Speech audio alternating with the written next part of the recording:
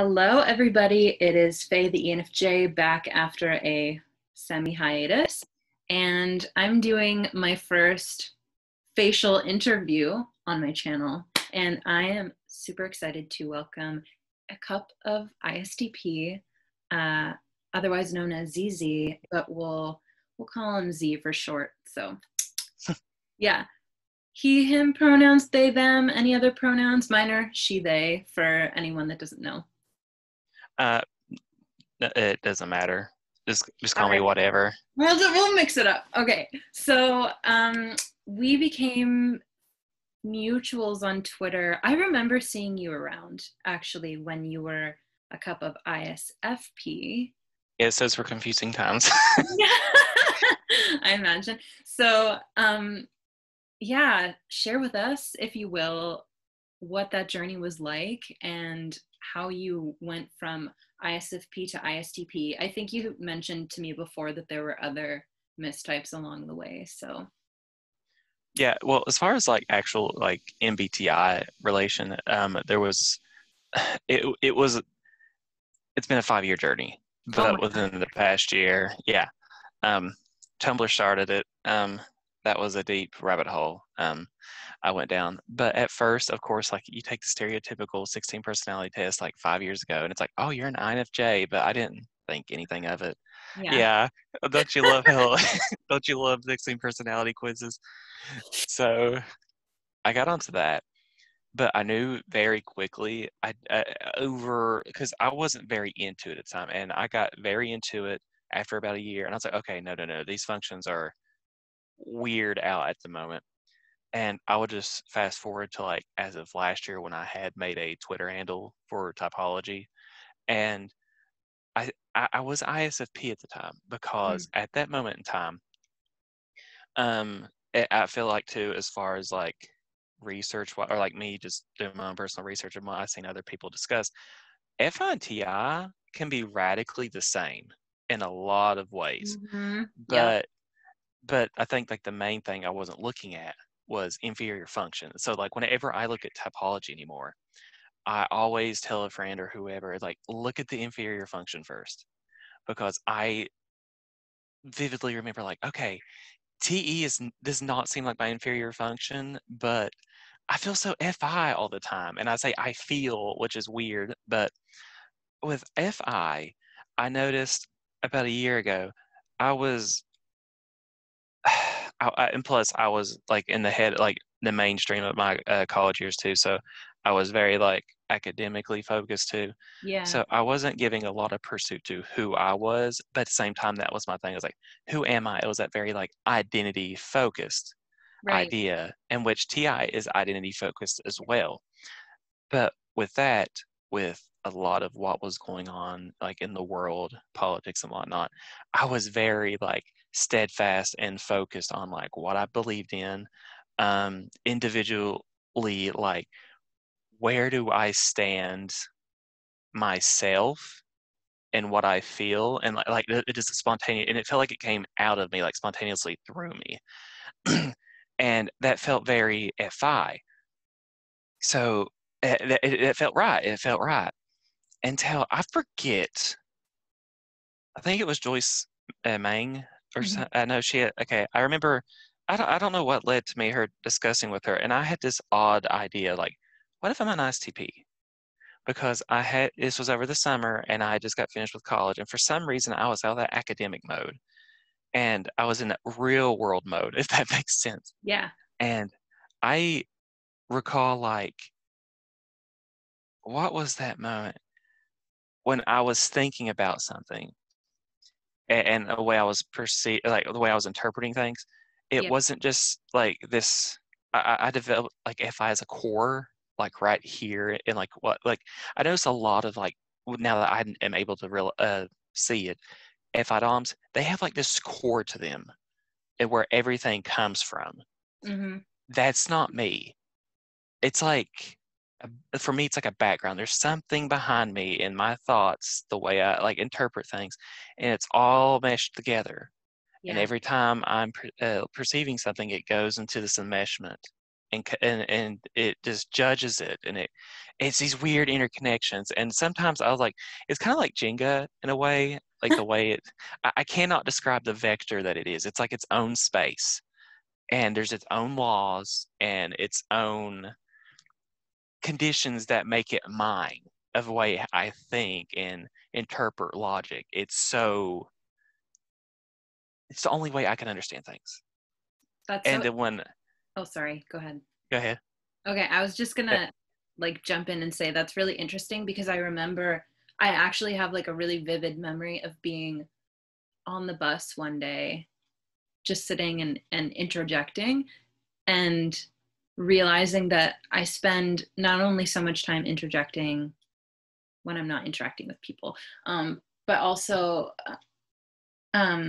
thinking about principles and on the basis of what do I think is right and true, like if this then that, those sorts of thoughts. And the imagery, like the abstract, I guess, like NI imagery that came up was a tower for some reason, and just like those building blocks. So to hear you use the same metaphor is like And that see, makes and this, sense. and it's really funny too, because yours auxiliary and yours sounds very structured. For me, when I think of NI, like tertiary NI, whenever I see it, I always grin because it's like childlike wonder in a way. Because Mm, there's like this weird, like unconscious, mysterious vibe to it, but I can't really grasp what it is. But it's so amazing. Like I do get excited with tertiary NI. It's just childlike wonder to me. But right. um, with this like enmeshment in my head, I started to realize like, like what's right and wrong. I like the it is so weird because it's like I feel like I've read this a million times, but it just now like slid in like into my brain. Um it was someone on Twitter and they were talking about something and they're an FIDOM. And the way they were talking about something was so oh my God, it was so You were like, no. forward. No, no, no, no. Yeah, I was like, no, this ain't me. It was so forward, direct. Like, this is what they're doing. Like, I mean, this this focus and drive. I'm like, okay, I have some of this in me, but not in the way they interacted with me. Like, it was very stunning in a way. And then when I got that experience, I was like, wait, I need to look for this in other people. And some other people I know that are FIDOMs, I start seeing this. I'm like, whoa, whoa, whoa, whoa. Okay, so this ain't me. This ain't me. And that, and I got another remind me about the HP holiday sale. I keep telling it to remind me later. And and when I perceived this, I'm like, okay, I need to take a step back and look at myself again. And I think another part of it was because at the time, because I went through it as far as like Enneagram, little side note, I went from like 8, or I went from 6, 8 forward back to 6. And when I was at 4, because it did feel fundamentally correct in a way, Mhm. but but the main fears weren't there. But the one part of the 4 was like this intense. Everything is intense to me. Very, and when my reactions, they are very. Well, I mean, I'm reactional. There's in my being, I feel very intense on emotions and mental. My how I feel inside is very intense. So I thought, well, maybe I'm FI because I know a lot of this FI seems like it's very intense and direct. Well, then when I got back here recently talking to someone on Twitter, they mentioned how I seemed like a counter type 6 or a Yeah. sexual 6. And it was great too because for some reason I had never gotten back on the Enneagram and we were both looking around, scrambling around information. Sexual 6s are very intense individuals too. And they have some of the same focus as a self-preservation 6 that I was saying. There's this type of like stoic, enduring nature, like to get stronger. But with the 4, it's not about getting stronger. In a self-preservation 4, it's about enduring because you want to feel rewarded afterwards. Yeah. Me, it's not that because I do have like this inert idea that like I want to gain this sensation. I can't endure this because I do feel stronger afterwards. And when that hit, it was like, okay, yeah, it's like pull the Jenga tower down. We're rebuilding this. We're getting it back up. And it went to that. And when I got to that, I'm like, okay, it's TI. because the whole way I rebuilt myself back in my brain was very TI related. And then my friend also said, she's like, you have inferior FE, you know that, right? And I was like, it's a little bit. Sorry. Okay, yeah, I guess I had two questions about your functions. Like, one, if you can hold them at the same time, or like remember one after diving into the first. You know what I'm trying to say. The first was, how do you feel like your polar NE impacted this journey? And I know, and also Polar NE is triggering. I'm oh, sorry. I oh have my so God. many NE dumb friends, and they scare me. Like, Yeah. Meanwhile, I like love SI, especially like in ISFJ. It's just, but oh, what was I gonna say? And the other was,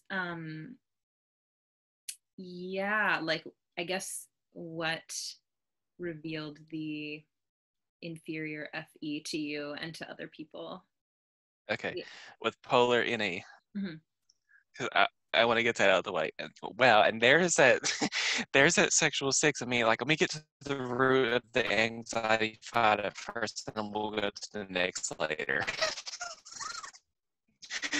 So, polar NE is so chaos strong, and something recently happened. So, there's a Christmas tree in my living room, Mm-hmm. and the cats look at it with like chaos in their eyes. When I see an NE dom or high NE user, like in a very strong storm of it, like in their eyes or in like their expression, it's so chaotic and scary. But they feel so powerful. And I'm like, I envy this energy you have, but it scares me.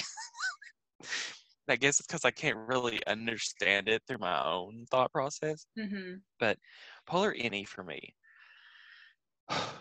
it shows up in a lot of my anxiousness if I'm not really paying attention, So because would that be like like especially as a six, like gridlocking into a certain truth and not being able to see around it? Yeah.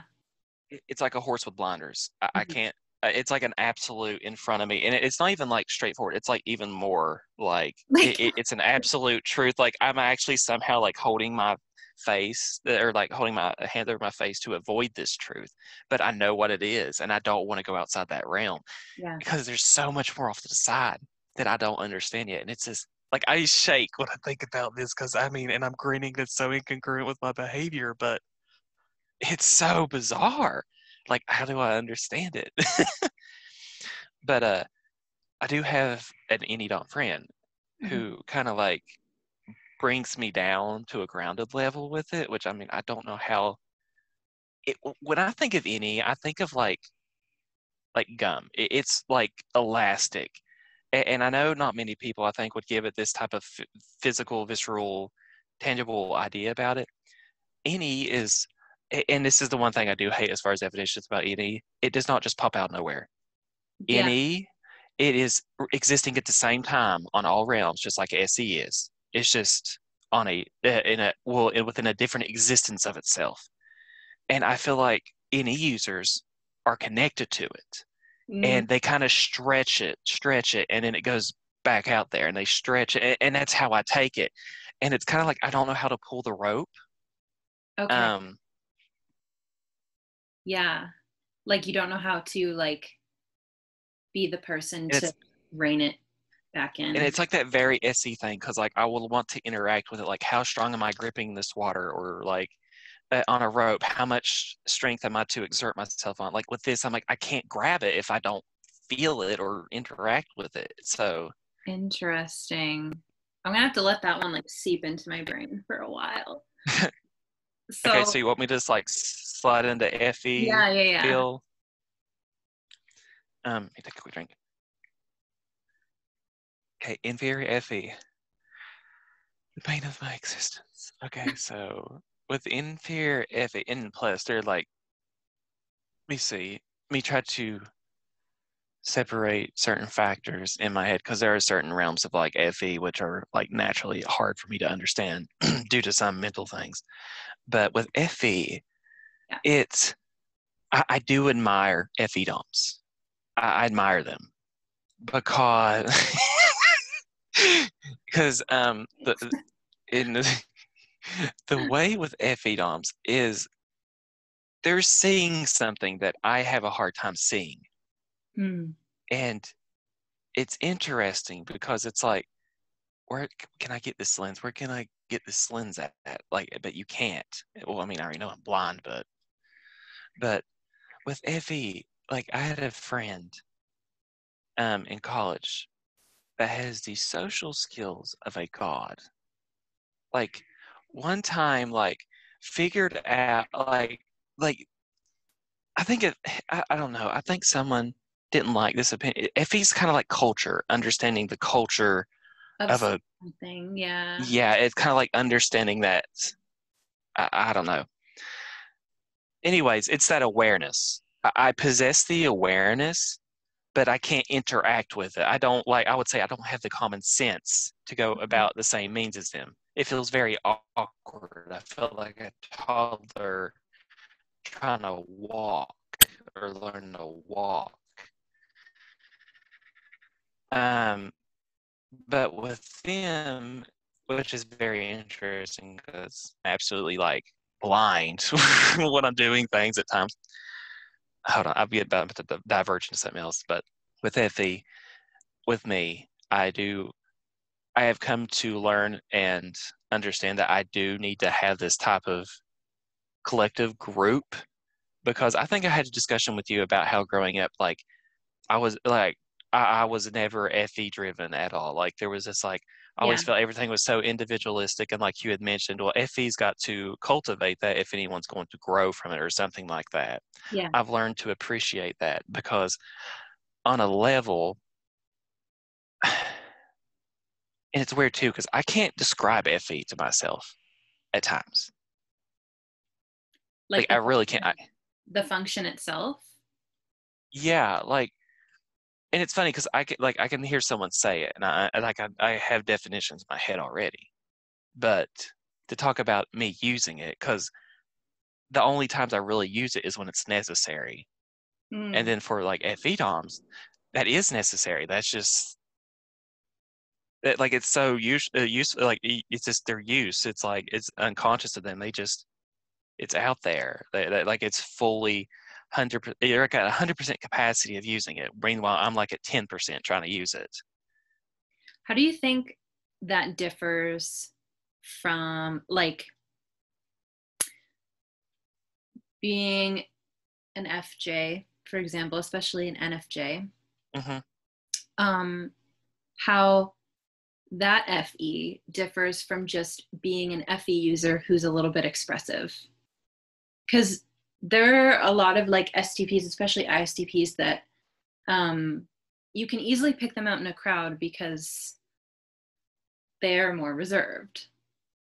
But I'm sure that contributed to part of the confusion in your journey, because like, you know, you're not really like, you have this energy about you, and I think part of that is like being an SX Dom, and I don't know, maybe other things, but yeah, what do you think?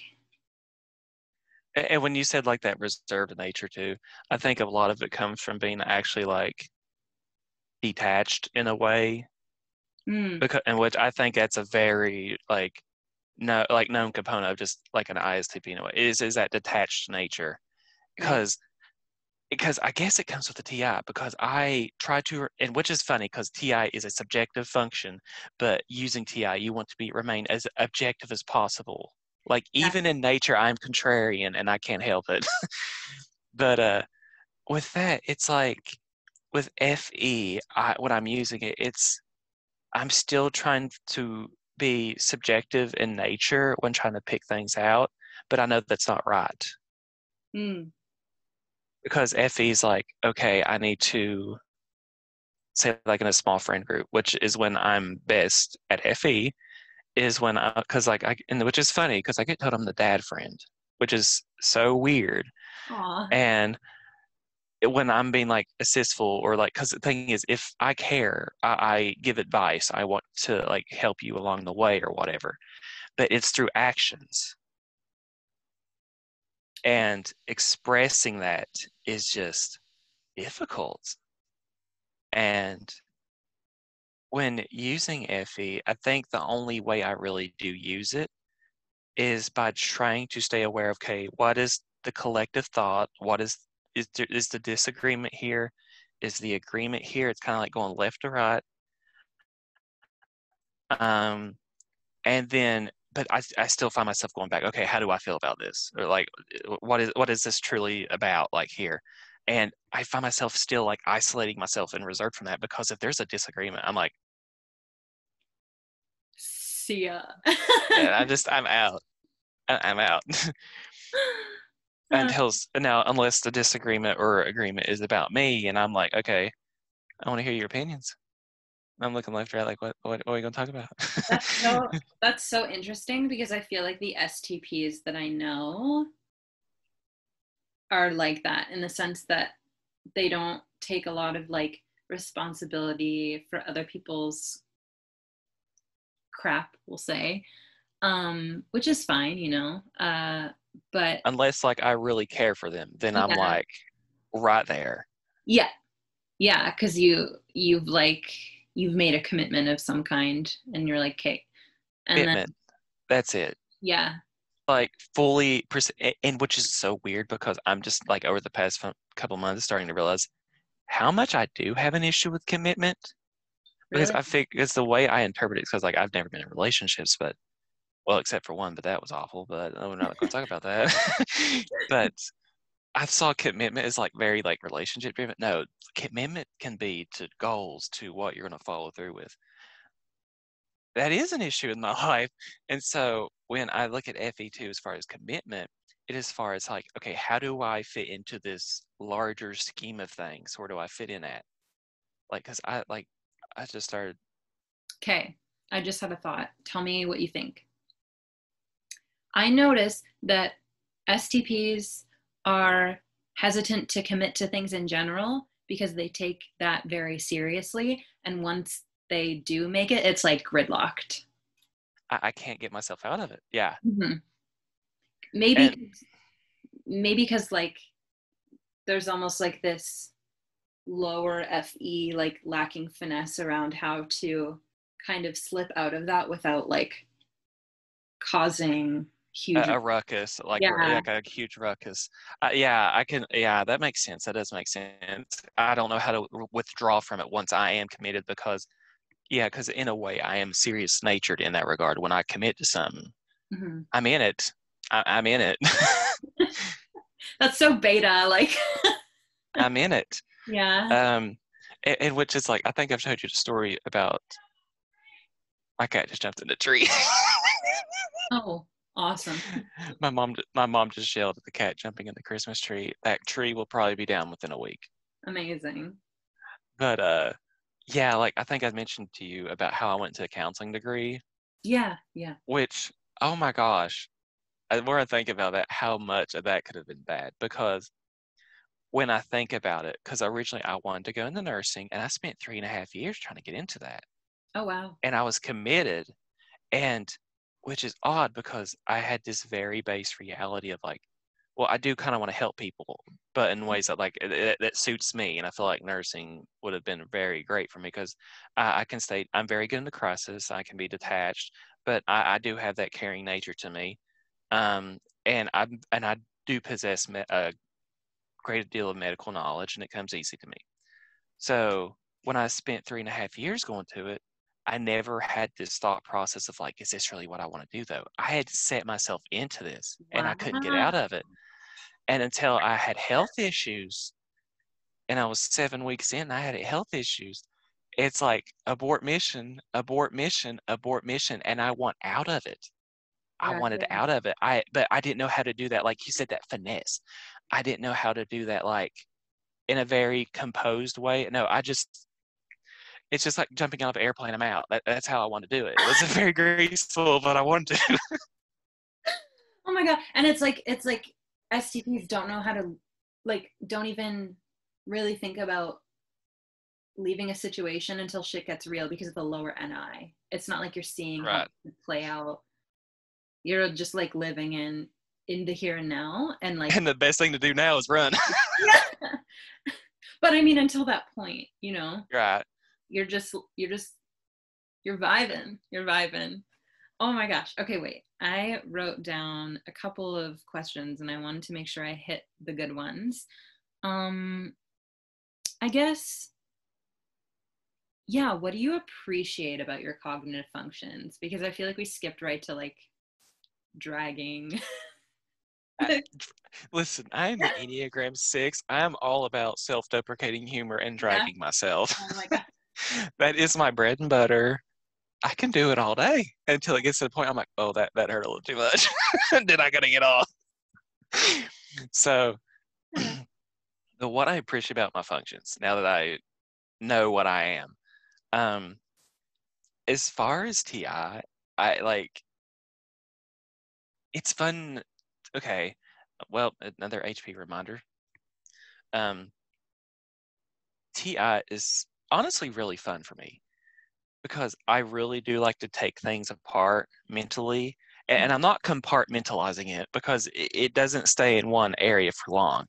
Because no matter what's going on, it's just like it slowly shifts around and it's a meshment and everything's just fluid and it goes. And I used to describe it as bubbles for some reason, Oh. like because the bubbles would flow around and the bubbles maybe like get bigger or they pop apart and whatever. Yeah. But with TI, it's so fun at times until I got to use lower functions when crap gets real. But Yeah. with and another thing with TI, because I've always been. I remember now, like growing up, I used to like put things together. I would take them apart and put things together and make experiments. Like this is what this does now using Oh black my electrical god. tape. My parents would have to hide black electrical tape because I would sneak around the house, find it, and use all of it to make these experiments. And they were my toys. And then they're like, "You're not gonna be able to put that back together." And I would put them back together. I'm like, "Oh, this is easy. Just Oh my god. it." And then through school, it's really fun too because there are certain ways, like even myself, I don't know how I come to understand certain things Yeah. because there are some things that are on a basic level difficult. For some reason, my brain just does this and I just understand it perfectly. And I'm just that one, just now I get the finesse here. So I'm just finessing on through this little subject here. And everyone's like, how do you do this? I'm like, you don't get it? But SE is fun though because SE is very vivid. It's I like it, some to be able to feel or to experience everything in real time all the time. Okay, some people it may say tiring. It's feel tiring. Yeah. Well, I guess for me it's very energizing. Like I love to be in nature and go hiking or walk around. And when it is, I mean, which this is the funny part because with when I'm by myself in nature or like just by myself in general, when there's not people around, everything is so,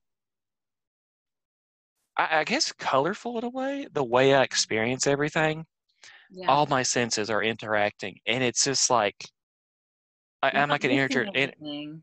Yeah, It's all it, there. it's just all there. Now, when I'm around other people and this is happening, it's so it breaks apart for me. I can't. It's like I can't focus on this real moment in a way.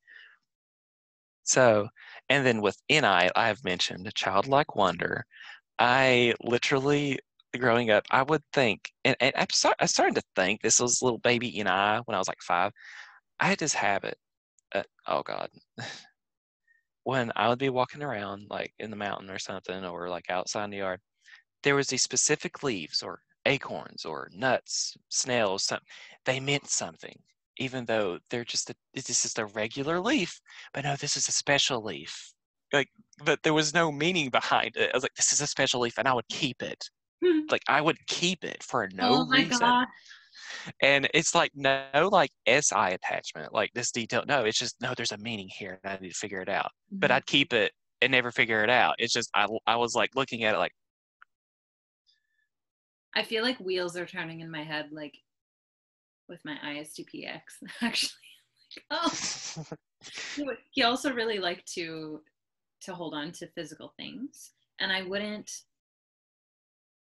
see him like interact with all of those things necessarily. Like some items were really dear because they were so practical, and some things had more obvious sentiment, and then there were other like objects, I guess, whatever you want to call them, where I was like, why? For me, if I accumulate an excess of things, I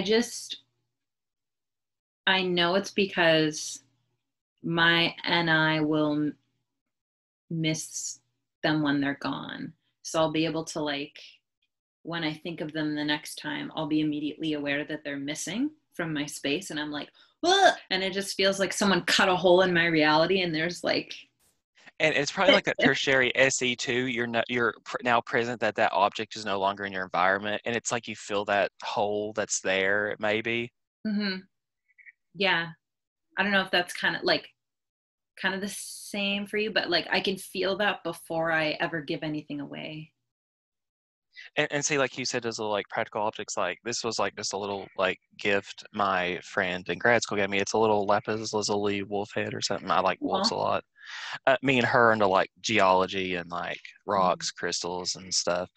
Well, she got me this, and it's like funny because I never really, even with like crystals and rocks, like if I see something, it's got to have a specific meaning to me.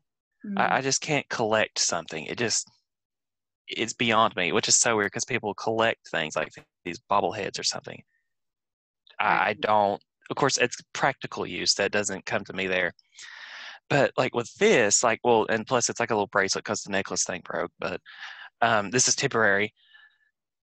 There's like this specific mystic feel that I associate with it, and it feels very comfortable to carry it around with me. And I never had that experience before with anything. Really? So like like that little thing, like I keep it, and it's like even like the sensation of touching it, it's I don't know. And it is like that childlike wonder in me, like, oh, it means something, but I never figure it out. But I keep it because always keep that sense of like that wonder. So it's like, I think in socionics, I don't remember when I read this or who told me. I dabble in socionics. Like I'm one of those like trash, like typology Twitter people that just like. No, you are not trash. You are a powerful woman. Come on. What I looked so awkward doing this. I just caught myself like trying so hard to do that. No, it's okay. Thank you. I appreciate it. But like, yeah, I take pieces of like analyses that flesh out like Carl Jung's functions, I guess, and just this is very TI, I would realize, but just like taking what makes the most sense and putting it together to form like something that is internally consistent, like this is a side Gotcha. note. So it is like that little concept that it's like this little concept that you can trust at all times in a way. Yes.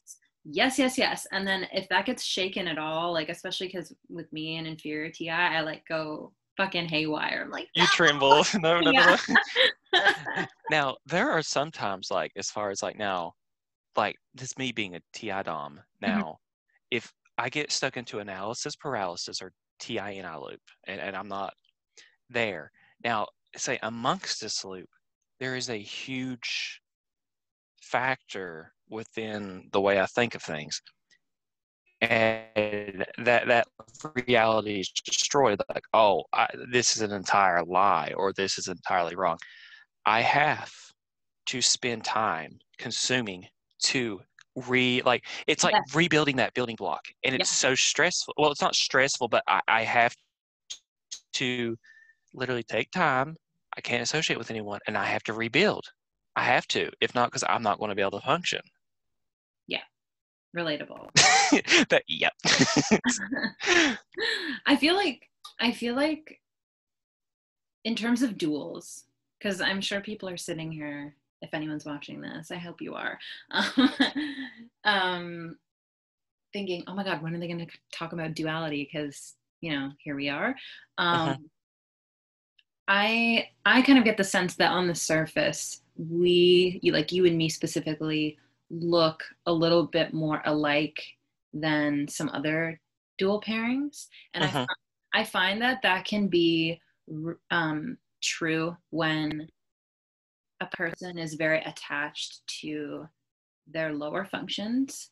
So like for me, I grew up around mostly SE DOMs. So,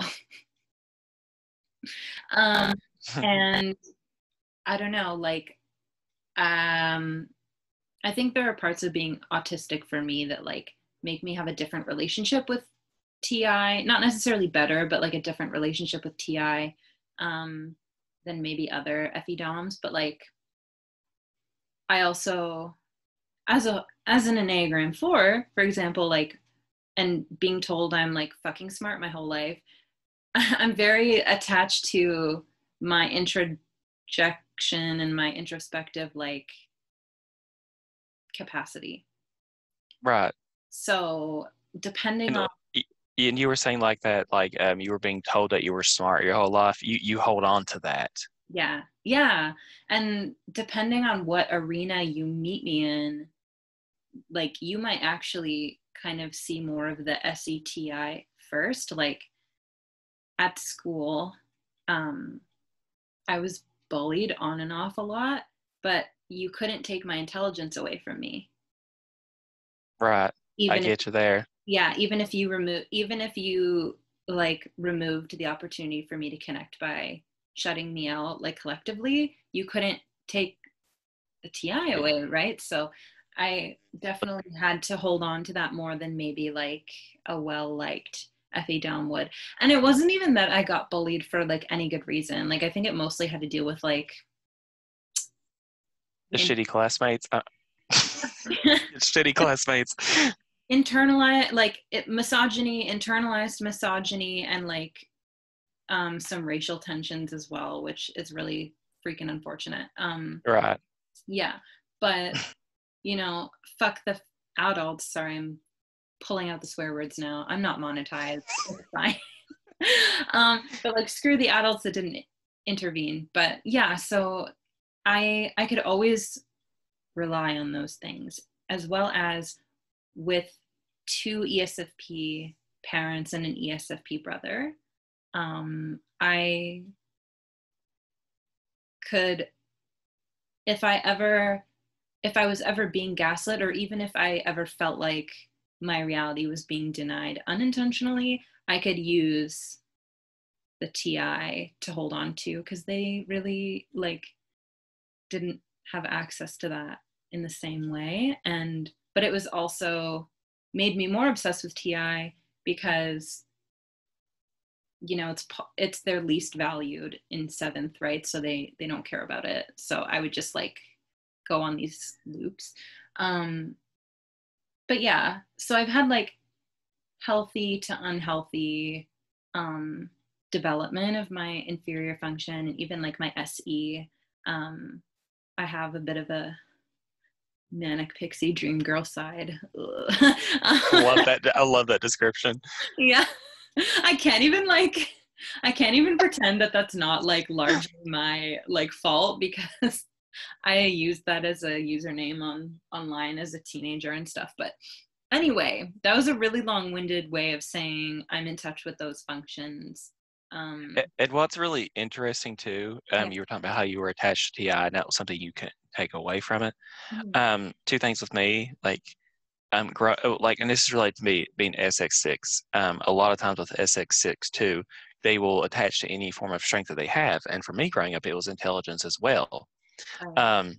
And I also get to be told I was the smartest, dumbest person you could meet at times, because I collectively had this, like, and you mentioned, like, if you meet me in a certain arena, or like meet you in a certain arena of like of a subject. It's like I would be able to combat better in this than in this subject. In general, for me, I always had like a really good, I could favor well in any type of arena. So that was one thing I never had to worry about. Now, what's interesting, you were talking about how you were attached to that TI because that was part of you that they couldn't take away. Now, when I was growing up, I can definitely see like as far as from like age 12 to even to 18, which is ironically because I bring psychology in here is Erickson's stages of development, which is identity versus role confusion. Oh my God. And so, and so with Overly that, with it, flashbacks. really bad flashbacks. But with me, I can definitely see where like I was trying to be an FE valuing person, like so Like badly an because FJ. Yeah. I wanted to, and I can think back on it, and it's like I did want that FE value, but I stressed myself out so bad trying to just be a part of something that whenever I did become a part of it, it didn't feel right. I didn't feel a part of it. Even though I pushed myself to be in it, I didn't feel a part of it. And that was something I struggled with, and which I would have to say now, my FE is, I do have very good, strong associates with my FE now after going through a counseling program. Yeah. Yeah, my educational counseling definitely helped my FE. Yeah, definitely. So as far as that, but I thought that was interesting because you held yourself attached to TI growing up, and then I tried to hold myself attached to FE growing up. And it's kind of like we're trying to grab the steering wheel of something that don't have wheels, but we're still trying anyways. Yeah. Yeah. Because for me, and this is still something I'm learning to do, I find it hard to act from a TI valuing space because it feels like emotional rejection of a relationship. Okay. So I mean, even when I'm like fighting trolls on the internet, for example, from a TI headspace, I'm still hurt in some capacity that I have to do that and that I have to turn off or turn down the FE to access that space. So it feels like not only a denial of self, but also just like like a rejection. Like I'm rejecting connection in order to fight you. So and And you're kind of like rejecting your own identity along with it because you're repressing what is actually valuable to you in order to try and connect or get a point across to someone else who may intentionally not try to. that is so paradoxically meta. Holy crap. So much that like it left my head as soon as it came. But yeah, and like, oh God, what was I gonna say? Oh, so at home, I have more of an avoidant attachment style, and I kind of become like this pseudo ISTP to keep distance. So when I receive that energy from other people, subconsciously, that's what I think they're doing. Mm, So gotcha. It's that you try to develop that boundary in order to protect yourself. yeah, and like, TI is more boundaried, right? So how do I develop being sound in myself, probably through FI, but being sound in myself so that I don't interpret that as like a jab or some kind of slight. And then, and same with school. Like I'm really conflict averse. Like I have like trauma around that kind of shit. But I'm able, like, something about the structure of being seated at like desks, having a teacher who I know in some capacity will probably back me up, or just like either that or I feel like they're my adversary. I will, like, if someone says something ignorant in class, like, you're done. And I will say it to your face. Like I remember in college, like turning around and going on like a 60-second blurted monologue about why actually no, being trans isn't the same as identifying as a fucking helicopter, but go off. um Oh, And It's I, so bad because I'm not joking. In my undergrad, that comment was said, and my teacher went off. Oh, I was, and it was that but moment. I was like, I'm at the place where I need to be. I'm at the place where I need to be. yeah, yeah. Well, like I would panic, in a lot of other situations, but something about school, I'm like, the FI or the FE is off right now. This is fuck you. So I think for me, growing with my duals and semi-duals especially, um, is going to have to disassociate TI with fuck you. Yeah, no, literally, like your functions go FENISC and then FU, and so you just take TI out. It's FU at the end. That's so good. Stop. Oh my gosh. And yeah, so I guess I was wondering, do you have like a parallel experience with your inferior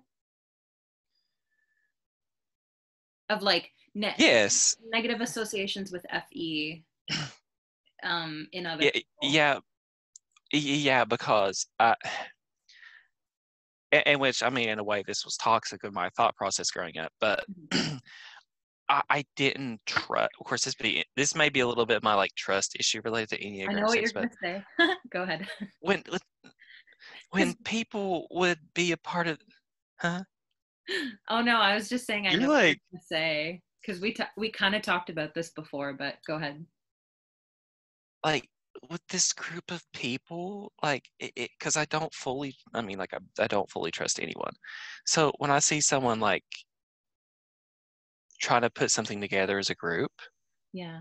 um, I I do have this because I mean, if it's a project, wait, are you thinking about that time I went off on some classmates about a No, project? I don't know. no. I was thinking Oh, about you saying, um, like we had that little conversation about associating FE with being controlled. oh yeah, okay, yeah, that. But like when I don't like that association because it makes me anxious. So I feel like I got to get to the root source of it Mhm. and be like, okay, no, because I'm going to be afraid of this at all times. So I need to go right to the source and deal with this anxiety right now. Yeah. And that sense of anxiety, if that sense of like being controlled is there, I'm like setting the point across. I'm like, no, I like it is part of that like value thing. Like I know what I'm good at. I know what I can contribute to the group. I know what I'm good at, and you're not going to literally give me something to do that I am not like compatible with. Like, because this is part, and plus this is so funny because I get put into these odd leader positions because I will jump right into it. I'm like, okay, what are you compatible with? Okay, that's great. This is your part. This is, and first off, I'm like, this is my part. I know what I'm best at. And like, if someone else has like this idea of like, I could assist you, and I'm like, okay, sure. But I can't stand it when someone immediately jumps up head over heels and is going, you're doing this. I'm like, for one, bitch, no. Two, I can't stand it when someone tells me to do something. It Right. like it's reverse psychology this, but you don't have to. And I'm like, okay, I'll do it. That's such It's an like STP problem. Like, oh my God. With the ESTP in my life, I feel like especially as like this is kind of it ties into being an STP, but also like um an extroverted perceiver, in general.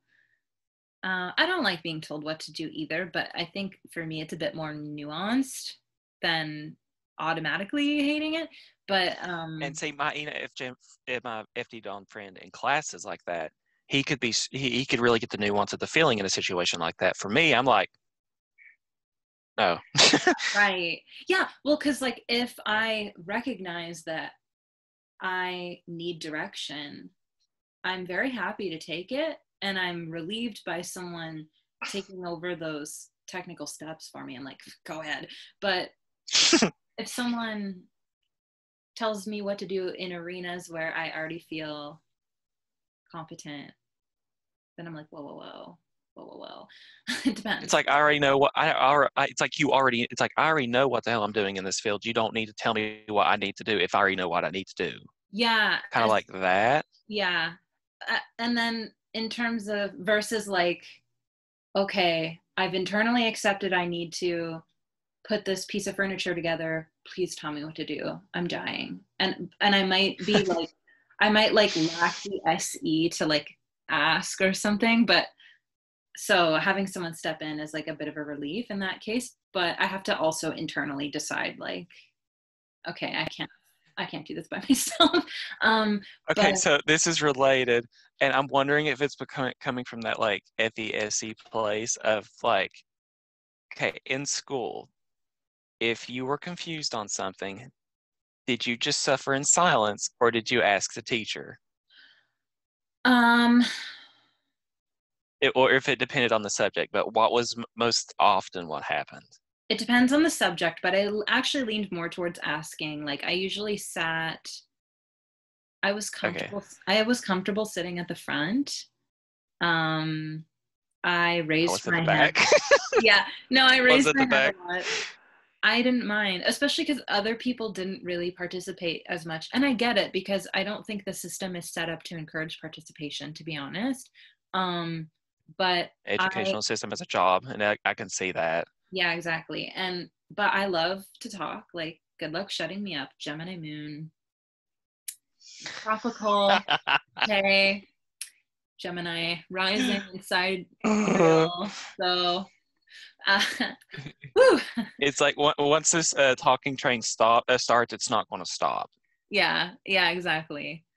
It's, um, but yeah, so it was a lot about just like needing to word vomit what was going on inside, and if I didn't, it felt like sitting on my hands. So So in a way, it wasn't more or less like asking about the subject of him. It was more like letting out that feeling of like you're misunderstanding what's going on, and it feels better to talk about it now, so that like you don't keep yeah, these feelings of like misunderstand or what this what is the emotion I'm thinking of? Like you're not misunderstood yourself, but you want to get out. It's not even anxiousness either. What is it? Well, it's that sensation like that you're lost in a way, and you want to get it out that you feel this way and get it across. And once it's out there, it exists, and the teacher knows it. yeah, and also too, I think that this is gonna sound bad, but I was able to manipulate the appearance of my own confusion to sound intelligent anyway. Effie Dom, I knew in college did this. Really? Like, Effie, it's Effie, so obnoxious. I'll admit it, but listen, we're in graduate school, and this guy in my class literally did not do a paper and smooth talks a instructor into not having to do the paper.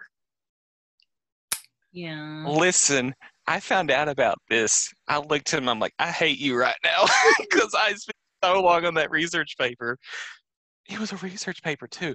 And I'm like, it was with one of the most stern instructors too. That's what blew my mind.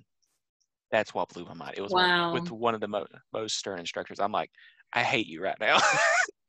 Now, what it was, because I was going to say, in school growing up for me, I can't stand, of course, this may be TI in a way, I can't stand to sit there and not to understand. Yeah. Because, for one thing, as far as the system is very step by step process. That's not how I operate. I need to find my own way of understanding things. So when they're up there going, this is how you do an equation step by step by step by step, I can look at it and the only thing I understand is the first and the fifth step. And I'm like, oh, okay, I can get from there to there. Right. Anything between it, like I was so bad. Like I got in trouble for skipping steps and I still get the right Same. answer. Yeah. It was so bad. But there was one day I vividly remember because for whatever reason I was in advanced math classes. I don't know why because I hated it, but odd thing. I'm TI Dom and I didn't care for math really. But I mean, I was generally pretty good at it, but I hated it. But it was a system I hated. But I remember because I could not stand it. It even aggravated when I see other students that were struggling and they wouldn't say anything. Right. They would sit there and suffer in silence. And I can't stand to be confused. I have to come and understand it. Even if I get it wrong, I don't care. I need to understand it. So one time, because the teacher assumed at first that I was getting upset because I wasn't getting it right. No, I just wanted to understand the damn problem.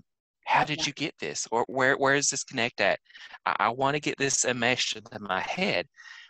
She's like, oh no, you'll get it. And listen, bless this teacher for dealing with me. She is an awesome teacher. And she started walking away from me. I'm like, no, listen here.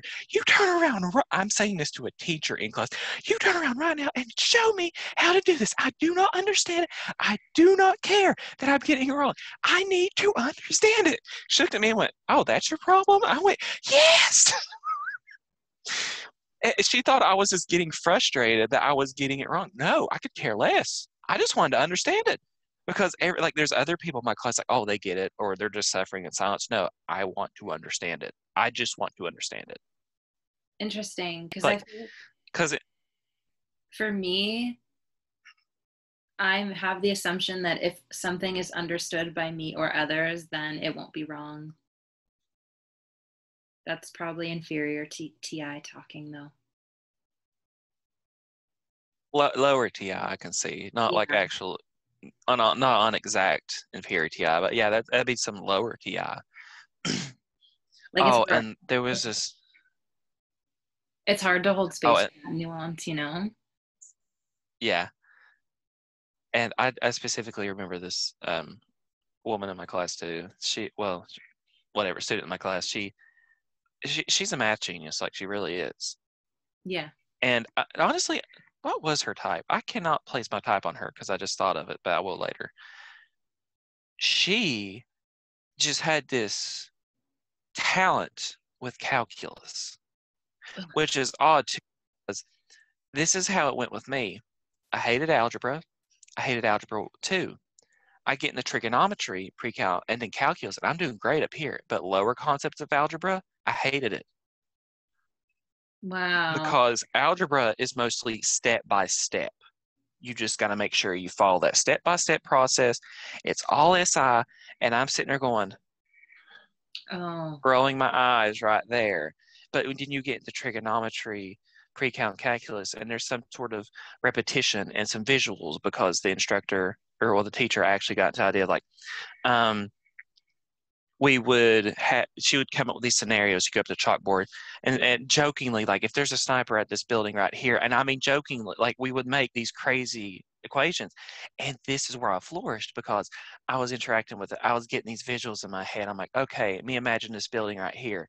Once I had that incorporated, I understood it. Trigonometry I flourished in because it was visuals. Wow. But it wasn't step by step.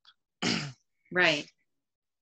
And towards the end, you're going over, which is funny because math doesn't even get to numbers anymore. And like the higher, it's just letters. It literally is just letters. The final test of trigonometry is literally just like, say, sine equals cosine over tangent. And there's different patterns of that and different ones. And I learned in my brain where they would lie at my head.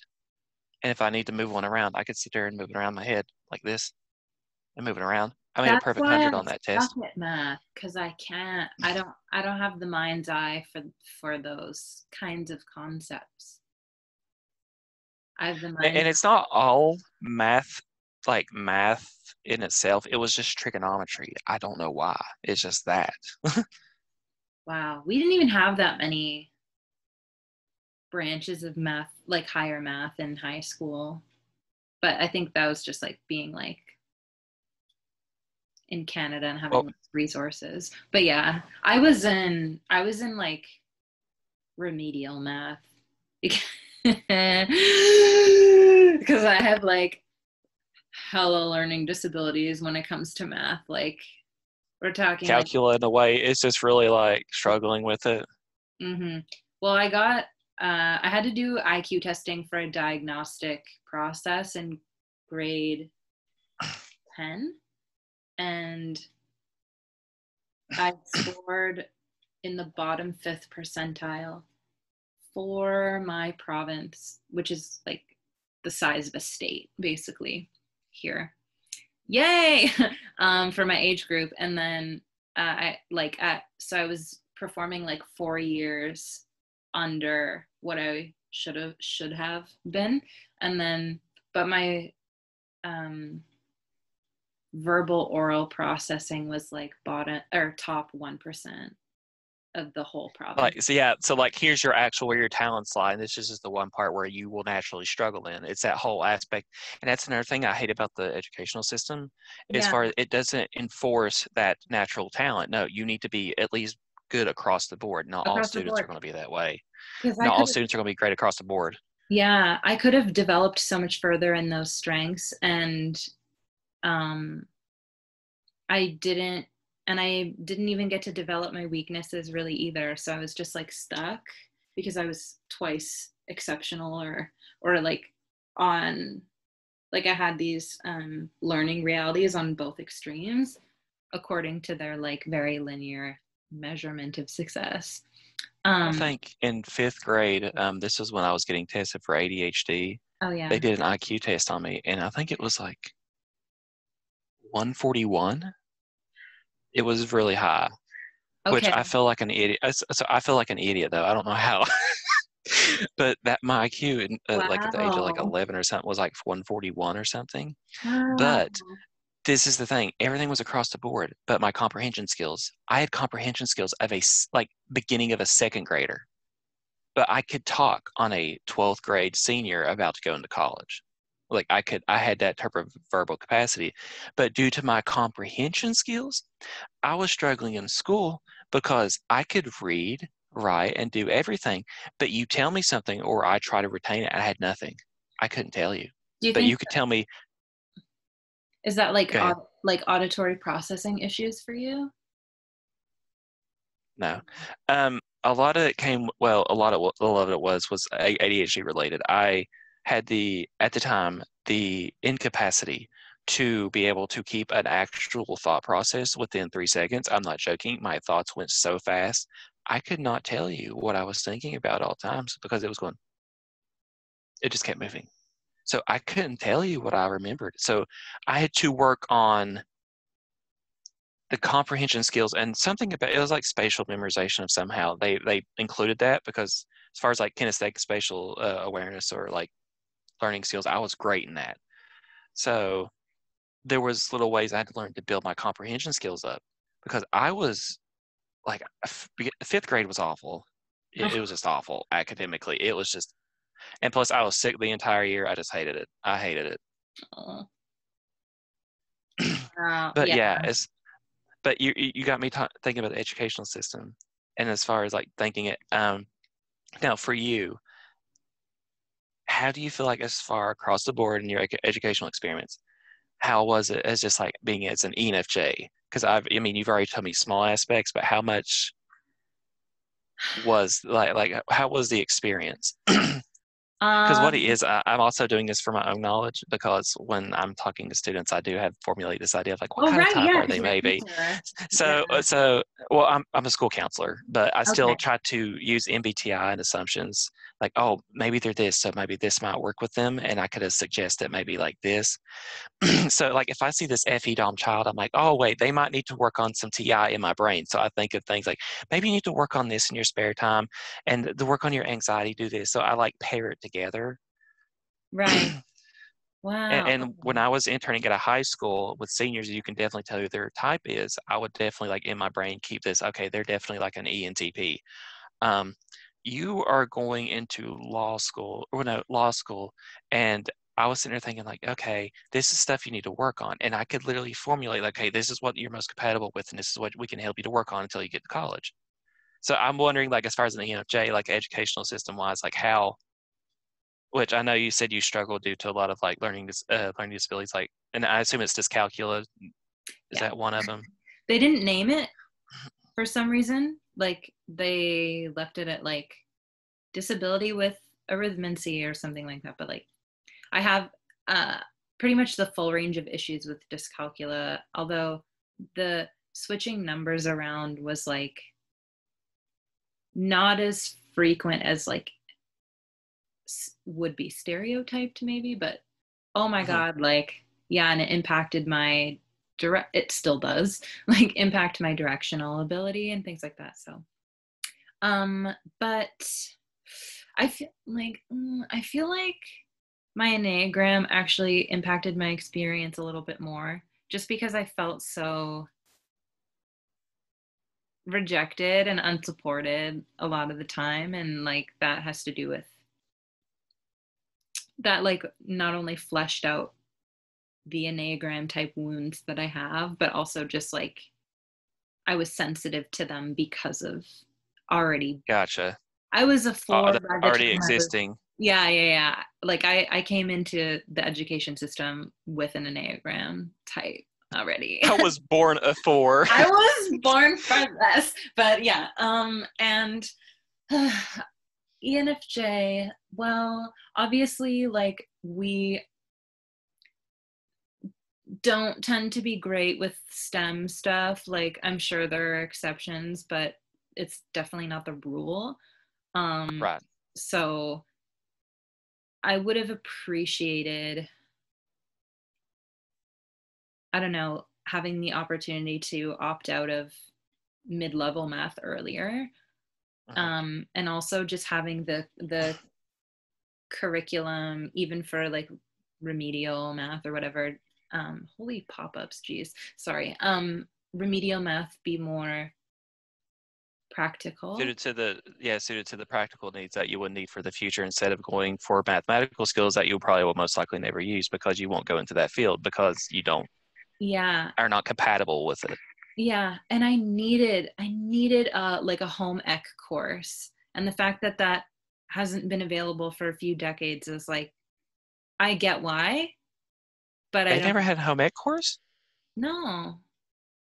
I had it home. I mean, in middle school we had a home ec course, and I loved it because I listen. If I could cook it and eat it, it's great. Like I mean, like practical skills, I love it because I mean it's stuff I don't have to ask other people to help me to do, so I don't have to talk Oh to yeah, no, we never, like that's never them. been a thing. I don't even know if my mom, who's like a boomer, ever, or my stepdad or my parents like ever, no. So bring it Wow. Huh. back. um, and I think, but um I notice like ENFJ kids tend to develop extremely strong attachments to certain like teachers and authority figures. Oh yes. Oh yes. That needs to be dealt with very sensitively. And I don't mean sensitively like, ooh, watch out, but Approach with care because I mean it could be detrimental to their development, and you can either make it a positive or it could set them back in the long run. mm-hmm. Yeah, like I wouldn't be who I am today without certain teachers. And I mean, you can say that about everybody because they're watching us in our developmental years for 6 hours a day or whatever. But yeah, we really, really take those bonds to heart very consciously and idolize and revere some of them. Obviously, there are other like influences on how intense that might be, but yeah. Whew. Hey, Those are like uh, our second parents, okay? Be I mean they nice. really are. I Yeah. mean they really are because I mean you're there for so often. Yeah. And, Yeah. and that's and this is one thing, and that's one thing I hope I don't. Well, there's one thing I hope I don't have to deal with is with a type of someone in the educational system who's like negligent in that way, because I mean even then, like I know when it comes to kids anyway, I'm great with kids, students. It doesn't matter. I've always been great in that Mhm. regard. So, but if I see someone else like kind of being negligent on that, and they're not like, because as far as like body language, I can pick up when someone is upset or distressed, and I can kind of slowly pick up the pieces over time. And like, say I see a teacher that's not being as responsive to the student, Right. I would be able to bring it awareness to them, like, hey, I think maybe you need to give a little bit more one-on-one time with so and so because I think they're really receptive to you, and I think they just need that little push or whatnot. Because Oh, I hope I never get a negative response for that. Because listen, I love the kids. Like I'm like you don't. I'll fight for them. good. Like, Someone has to. well, Also, and that was another minor reason why I kind of went into school counseling too, because I felt like some of my needs growing up weren't Matt. necessarily Yeah. like, yeah, were not really met. So, and kind of Enneagram 6 thing, I'm always out for the underdog. So, Oh, oh my Yeah, God. I guess that's one thing with me. I'm always out for the underdog.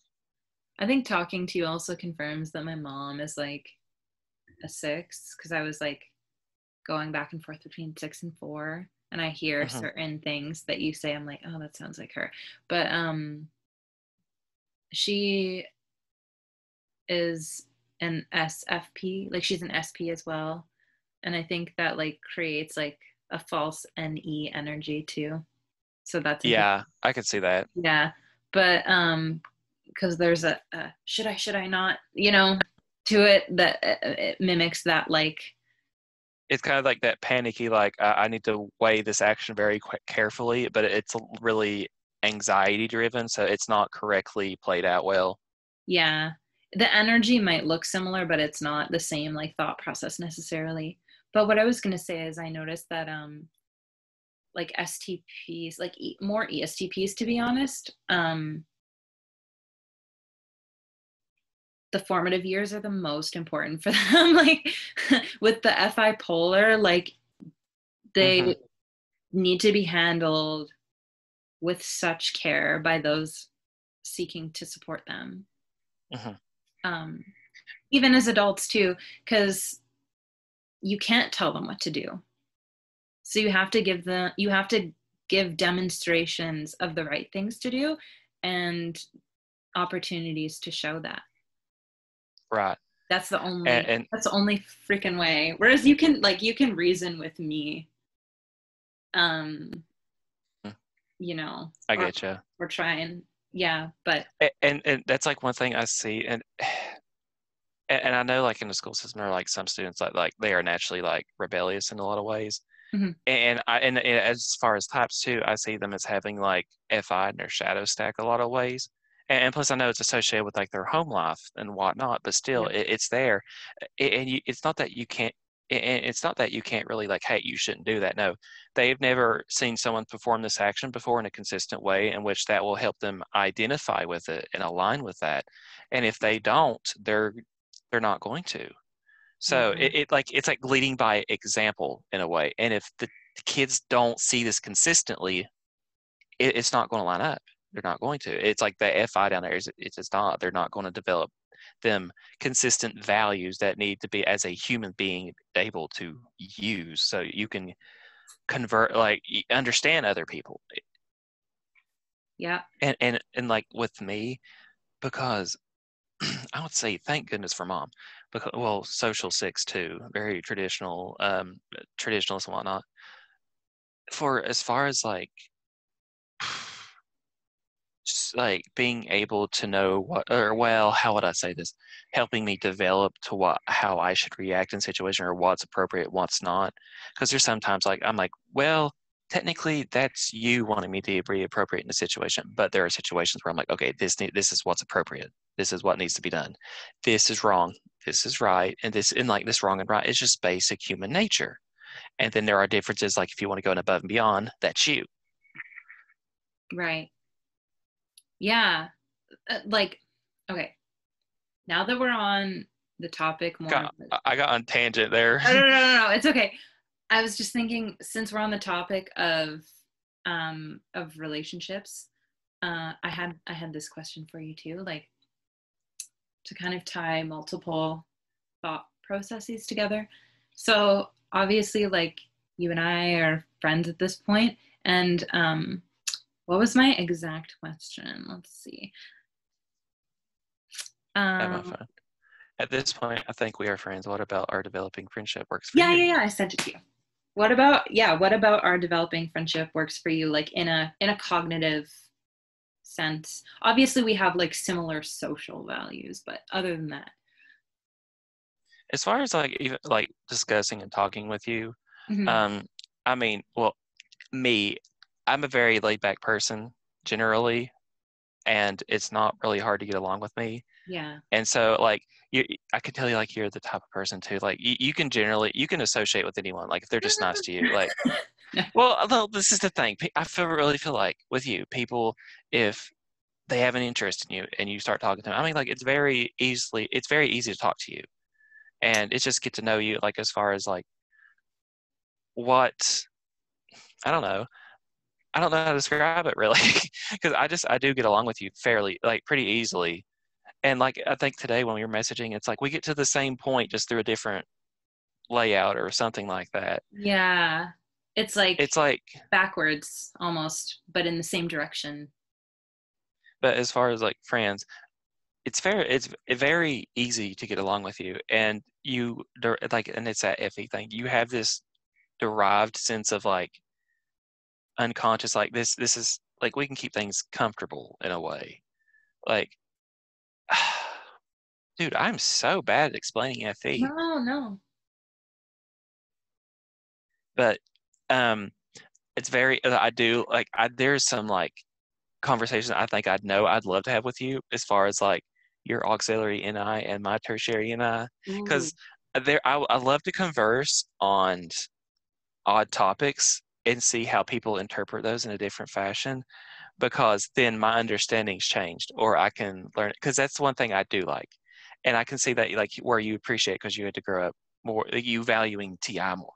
So I feel like as someone like you value intelligence, I value intelligence too. So that makes not that that's Intelligent in TI a related. way, yeah. Yeah, Yeah. yeah, but that's something we both value. I love it, because growing up, I valued education intelligence a lot. So it's like that one thing that we naturally have in common that most other people wouldn't have, or well, it may not be of a common value in a way. For So duels, especially I like am, feeling thinking duels. hmm How do you and go ahead? go ahead. I was gonna say, um, how do you think a feeling thinking dual pair differs from a sensing intuiting dual pair? Sensing an intuitive pair, I think is really cool, because to be honest, at all times they are experiencing everything, Mm, and I would yeah. like they're your gatherers. They're your gatherer group. That when I see people of the sensors and intuitives together, it's very intriguing, because there's nothing that doesn't go by that doesn't go unnoticed in a way. When together, they gather everything, because you have one that's experiencing everything in real time at all times, giving everything that is the physical existence, and then also those who are deriving this type of meta reality, but that does exist, and you can just put it together. Like I love seeing that, because I remember a pair that I knew growing up. Ironically, I think they were twins. They were twins, but one was a sensor, one was intuitive. Yes, yes. I think I wrote about that on my phone. Yes, one was an. Wait a second. Yeah, one was an ENTP and one was an ESTP. Now that is some very like chaotic energy, Yeah. but the way they took everything in was,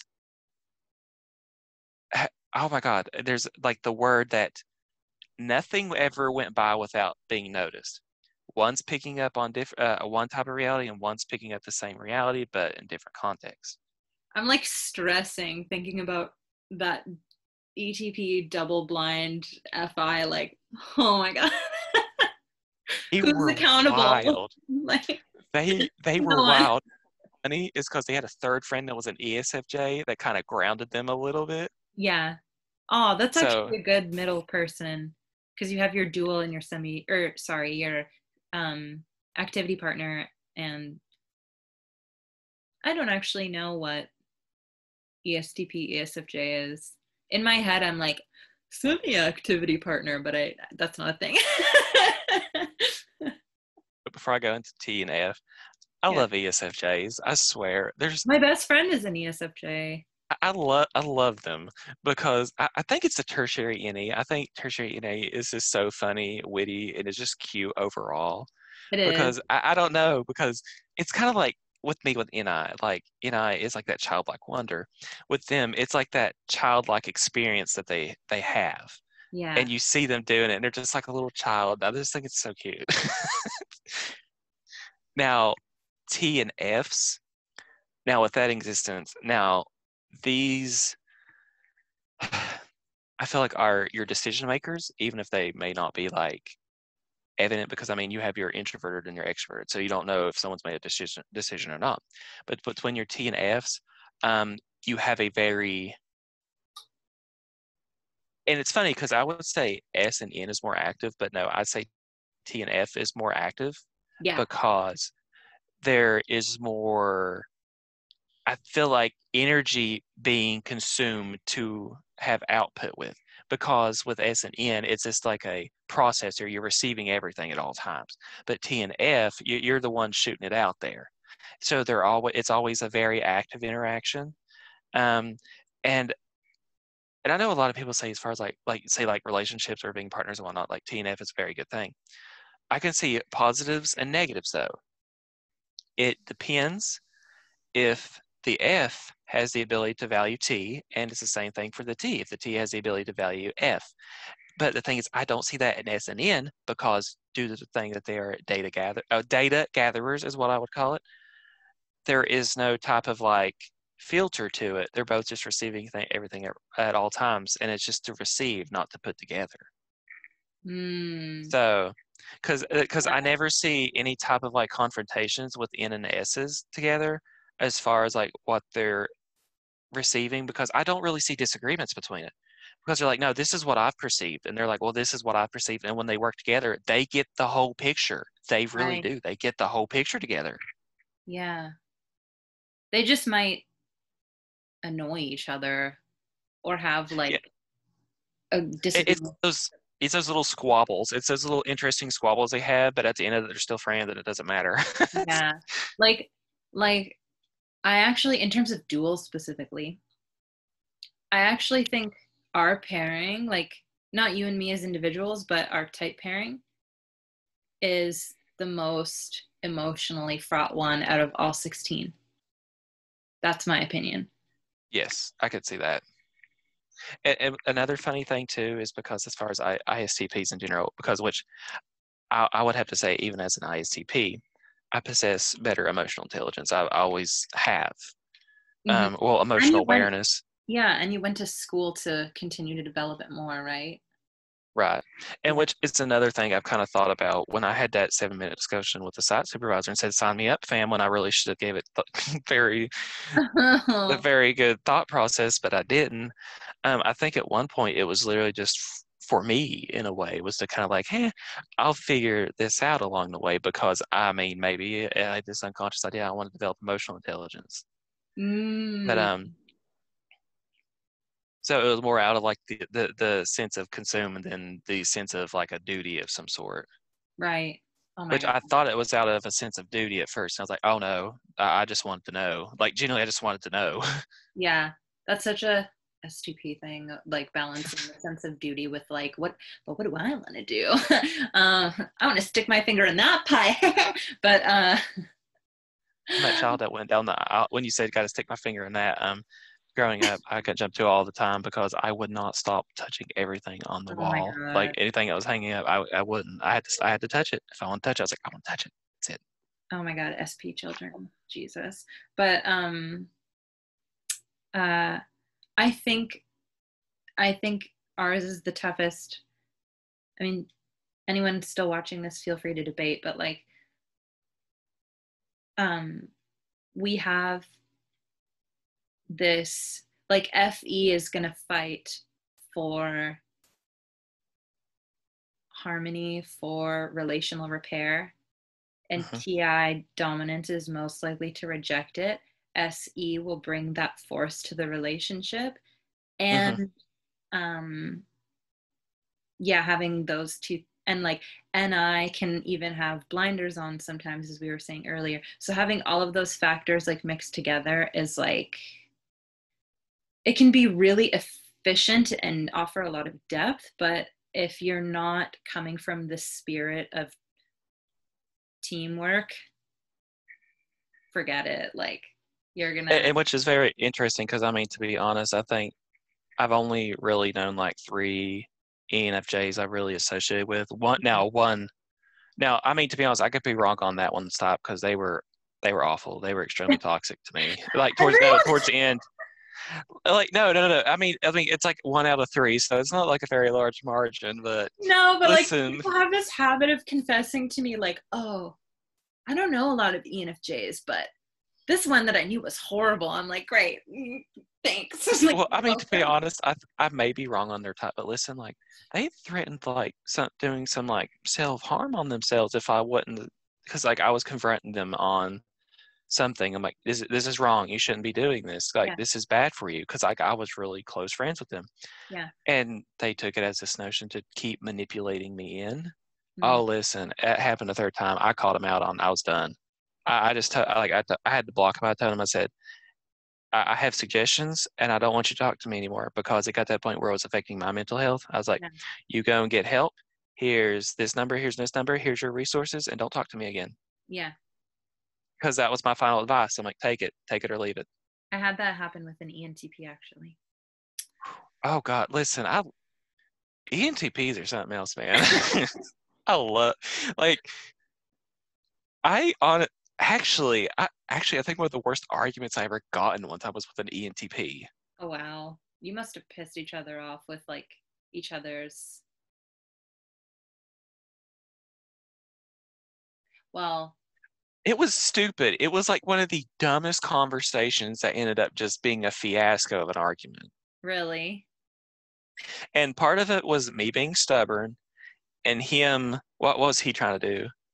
Oh yeah, he was like, I'm still getting my point across, but would put his point across and it wasn't really a point. I'm like, listen, I hear what you're saying, but what you're saying is not what you actually think you're hearing. Oh, he hates that phrase. But sometimes it's true. Like that happened to me today.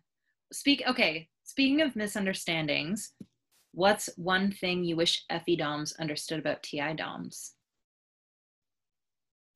Now, I don't know if this is like a general consensus. I know like some descriptions see ISTPs as like not being emotional at all or being able to express it. I don't know. Because I do, the one, my ENFJ friends I did go to college with, the one I told you about, he sometimes would be like, are you okay? I'm like, what? He's like, you're just so non-reactional at times. Or like, I wouldn't really Yeah. express anything.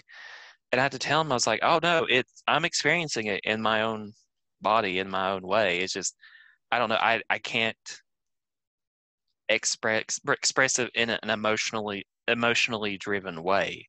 Yeah. Like something can happen and to him he's emotional about Right. it, like, or like very feely about it, and to me I have to process it first before I can let my feelings go through, because if I let that reaction go out first, Mm-hmm. it's destructive for me. It's honestly like self-destructive for me, because if I don't think about it first, then I'm just going down a rabbit hole, because I'm not understanding what I'm doing. I'm not understanding what I'm doing. I just know that like I'm hurt in some way and I'm just spiraling out of control. I have to understand it first before I can. But So, then if I how can we support you in those moments? see this, and this is, well, this is just for me because I don't think every other ISTP is this way. Yeah. I know some ISTPs and me especially, I just appreciate it when someone else's existence is there near me. Sometimes I don't want to talk. I don't want to talk about it. But as long, like, say, well, I mean, I do have an ENFJ in my friend group, and we do get odd along in like the oddest of ways. And a lot of it is through like when something bad happens to one of us, Hmm. and which is really weird. And it's that duality thing, I think, because for her, she likes it when I can assert, hey, I can help you right now with this. I don't care to do it. Here's some advice. She gets into this motion where like she just can't think. She's just, it's Yeah. bothering her, and thinking about it, trying to solve the problem. It's bothering her. So I don't mind helping. Then for her, say like I'm distraught or something, because I mean this past year's been crazy. Yeah. So I do remember at one point we were at our friend's house and I was just sitting by myself, and which on a certain level, that's nothing new. I like to go sit by myself or just rewind and recharge. And I remember her coming over to me and just patting me on the back, and she just sat on the couch with me. She wasn't saying anything, but she was physically there. So if I ever did need her to say something, she was there to respond. And when someone else like, hey, can you come in here? She's like, no, I'm just going to sit in here for a bit. and plus she's a 2 as well. She's very considerate, and she has a mommy energy too, which is so weird. Like the mother friend in a way, even though she makes some crazed up choices. But it sounds a lot like me also. Aside from the 2 part, but yeah. yeah. But as far as I really think like as far as ENFJs towards me, it's like as long as you say like, hey, I'm there for you. If you ever need anything, you can talk to me, because it can take up to 4 days for Wow, me to yeah. just finally process everything. And then when I'm done, because sometimes what I'll do too is I will type it out, how I feel about it or like how I've understood it. And I will message a friend and be like, hey, this is how I felt about it. What do you think? And they'll go through it. And as long as like, they're like, okay, what you're feeling is valid. Um, and I don't mind too when someone's truthful about something. It's like, hey, this seems a little irrational or something, or like, I don't think like this one way of thinking about it's necessarily true. Could you think about it in this way? And I don't mind it when someone like gives a little clunk, like say this is the cluster of what I'm thinking. Someone taking it out for me and be like, hey, feel this hole and you need to think about this one part again. Yeah. Now, and plus with the ENFJs too, um, there was one time that there was her dad is. Uh, I was on a game chat with her, and I heard what was going on. I literally went into the mic and went, "Do I need to make a drive down there? Because I will come down there." Listen, I was like, "Do I need to make a drive down there?" Because she was by herself with her Yeah. dad. I'm like, "Do I need to come down there?" And she wouldn't say anything. I said, you have to say something within 3 seconds, and that is your choice. If you say something, you are fine. If you don't, I need to come down there. And she said something. So Wow. as far as, of course, like for some reason, I've always had like this combative energy, Yeah.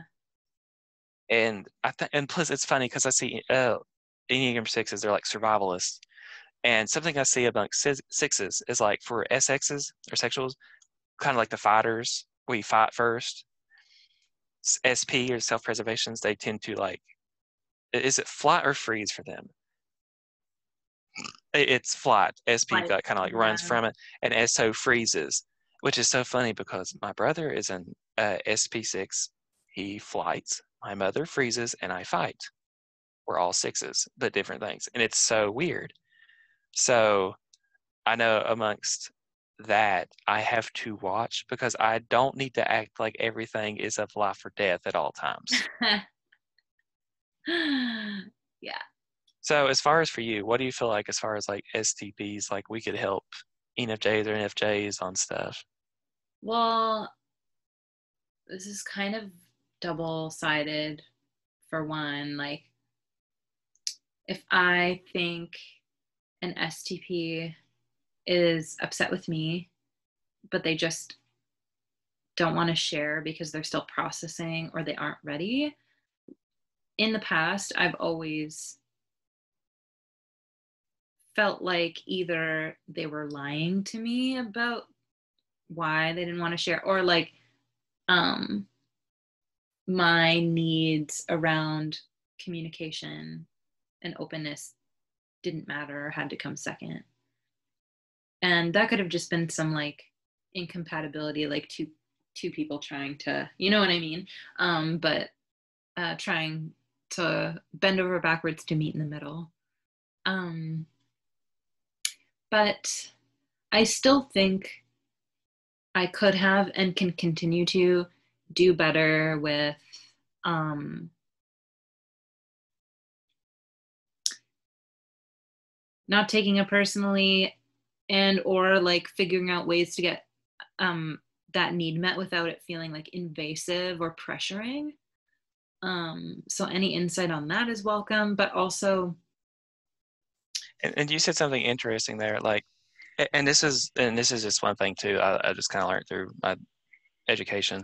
yeah. When some people kind of tell you, don't try to take it as personally, I think that's a little destructive in a way. I think it's okay for someone to take it personally because if they don't, they're not going to be able to have that actual full-on experience and go through it. Because if Yeah. not, you're just telling them to repress a certain part of it. Because I mean, if filler friends, I like if there's something existing, I'm like, okay, go ahead and tell me, and we can talk about it. But at the same time, sometimes I'll have to look at them and go, okay, I don't exactly have an answer, but if you want to vent about it, I don't care. And then I have to slowly over time develop maybe a general consensus and answer. Yeah. So, and then over time, I can build upon it and be like, hey, I've thought about it more. Because I do know that communication has to be there. Because there's like, and see, for like me, thinking is like the way to process. And then there's some people talking. It just helps them get it out there, get it off their chest. Yeah. And that's the thing. Like everyone's different in that regard. And I don't mind, in which I've always been kind of like the listener friend anyways. Even like, cause like I'll take certain parts out of it. Cause this is the funny part actually. There was it an ESFJ? We developed this friendship ironically out of, because she would go onto that tertiary NE in a situation, and it kept going and going and going and going and going. And I would get the small points out of it, and I would be like, hey, these parts on the side you can worry about maybe on the side, but this is the main issue right here. And this is something I noticed with FE DOMs. I don't know, it just could be me. There are generally a lot of things that I feel like y'all kind of worry about that may not be an issue, but I don't feel like it's something y'all need to repress anyways, because I mean, that is how you process things. So it's like that weird, how do you meet, in that gray area of how do we meet in the middle? Yeah. And it depends on the person as well. I like, for me, being told that something I'm worrying about isn't an issue is like, it triggers my fucking fight or flight. I'm like, excuse me? What did you just fucking say to me? But if someone is able to compassionately be like, I understand why you're feeling like this, but here's how thinking about it differently might work better for you, I'll be like, oh, you're right. You said something there, and that is one thing I always want to ask you too, because there are sometimes like something happens and I don't understand. Like, I don't understand why you are feeling this way. Do you still feel like it's okay for me to, like, for some STPs or lower FE to be like, okay, I can't, I don't or can't understand what you're saying right now. But I guess in the end, be compassionate, like just still be listening and be like, but you can still talk about it. And I can still maybe, because I know some people, they want your opinion right there. That's just not realistic. And sometimes I don't understand things right off the bat. That takes In which, maturity, like on our parts as ENFJs or EFJs or FJs. Yeah. Especially the ENFJ ISTP thing, to be able to accept that we aren't going to get what we like, the feedback we want, the output we want from people when we want it. That's something I've had to learn the hard way. That's okay. Learning the hard way isn't always a bad thing. But I had like a conflict with an ESTP last month, like less than a month ago, and they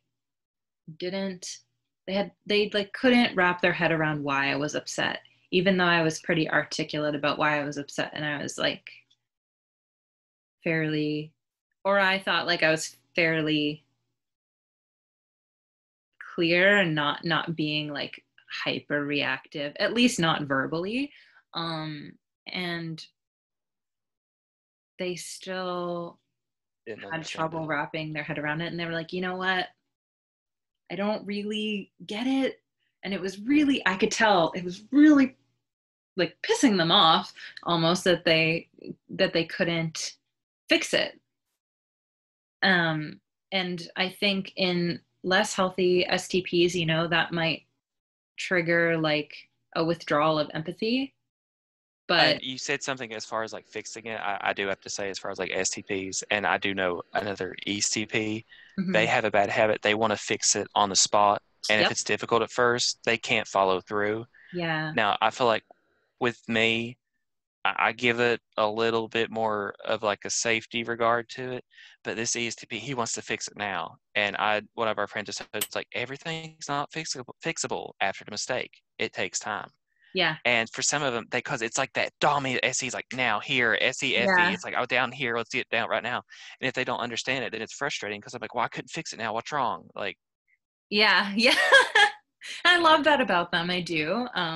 Because as soon as they do understand things, it's like, you want something done, they'll get it done. And I love that.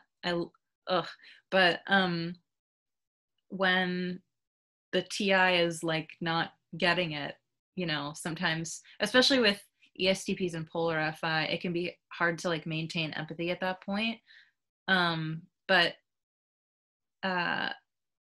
in this case, like the TI principled commitment to empathy and validating others' feelings as a moral principle of its own was enough to carry us through of like, okay, like we might not ever understand what went down in this particular issue like on a deeper level, and that's fine. And both parties have to practice like letting that sort of thing go. And which I think that is realistic too. There are a lot of times like some people think there's always an answer to like a conflict or a situation. And sometimes it's something that may resolve itself over time. And even with both people working on it, I mean, the amount of time it may work to resolve, I mean, it could be astronomical. It could be the smallest thing too. But like you said, sometimes it's just the habit of letting go. And just like, I guess, depending on like both parties or like both parties of it and like acknowledging that and moving on with that, like,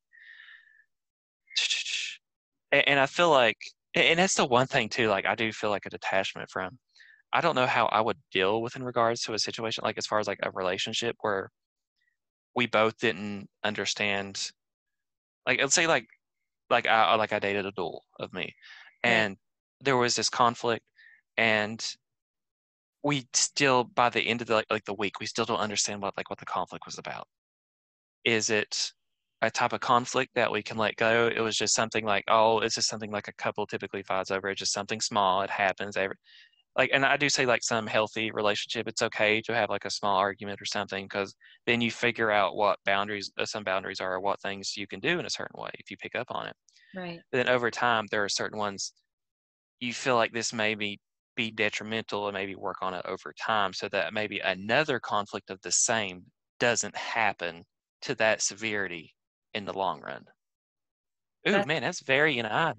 I was gonna say, this is such useful information because I don't even think I was fully aware of my own tendency to want to fix things now, even though I've heard people give me that feedback before.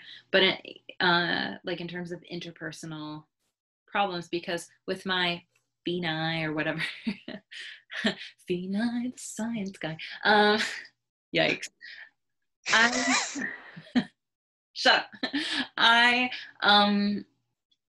have this complex almost that I think I just know everything and have the skills to always have the answer to interpersonal conflict.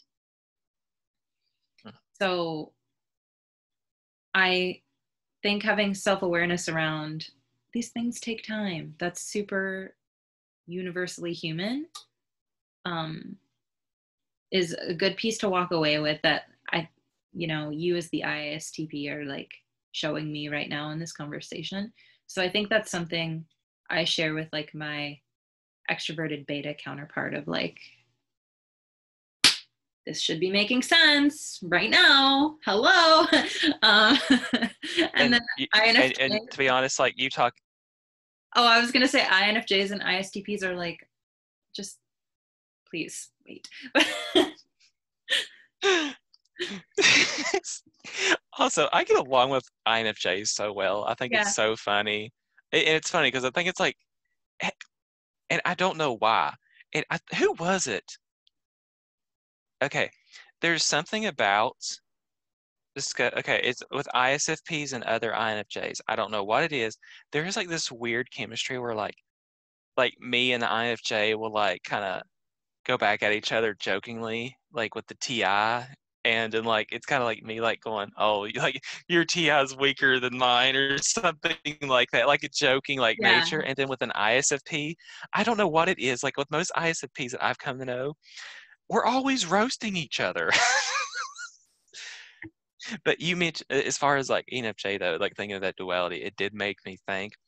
Because I think beforehand I would say like out of a habit due to my education, I'd be like say if I'm in a session with someone, if I was in mental health, I mean it could be school counseling too, like, hey, you've been in an argument with a friend, and sometimes a lot of people think, hey, yeah, you kind of want to fix that or work with it over time, but there are sometimes you just may need to work on the skills to where maybe this won't happen a second time, or if it happens a second time, it won't be as severe. Because I do think there's some things that just really don't have like a perfect pinpoint answer. It's just kind of like a general gray area that as a couple or like a friend group that you have to work on together. Yeah.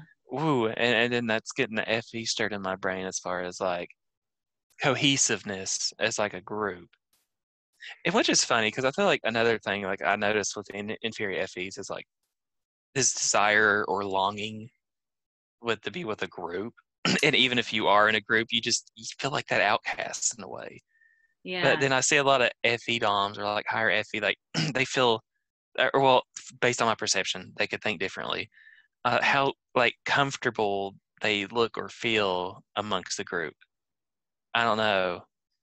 This might be because I'm a 4 and I like feel defective all the time, but like I feel like I have inferior FE sometimes in that sense. It's like I always look at how I could be performing better socially and um kind On of the side though, could that be masking a little bit though? with being autistic. Yeah, yeah, yeah. When it comes to being in groups of other autistics, like it's not a problem. Right. So it's you're right. It's more of a neurotype thing because it's like trying to integrate into a culture you were never raised in, with like a language you don't speak, It's and just foreign to you in a way. It's yeah, and just not being prepped because neurotypicals aren't self-aware enough to recognize the ways that they're different from us. So it's not like we ever get anything explained. So yeah, and I actually used to run, well, co-run. I would say I played the supporting role, but I co-ran a social group for autistic LGBTQ folks. It was mostly like youth, but it wasn't limited to youth, in Toronto like a few years back. that's And really cool.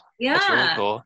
it was. It wasn't like I didn't start it up, but I kind of like came in at some point and helped run it.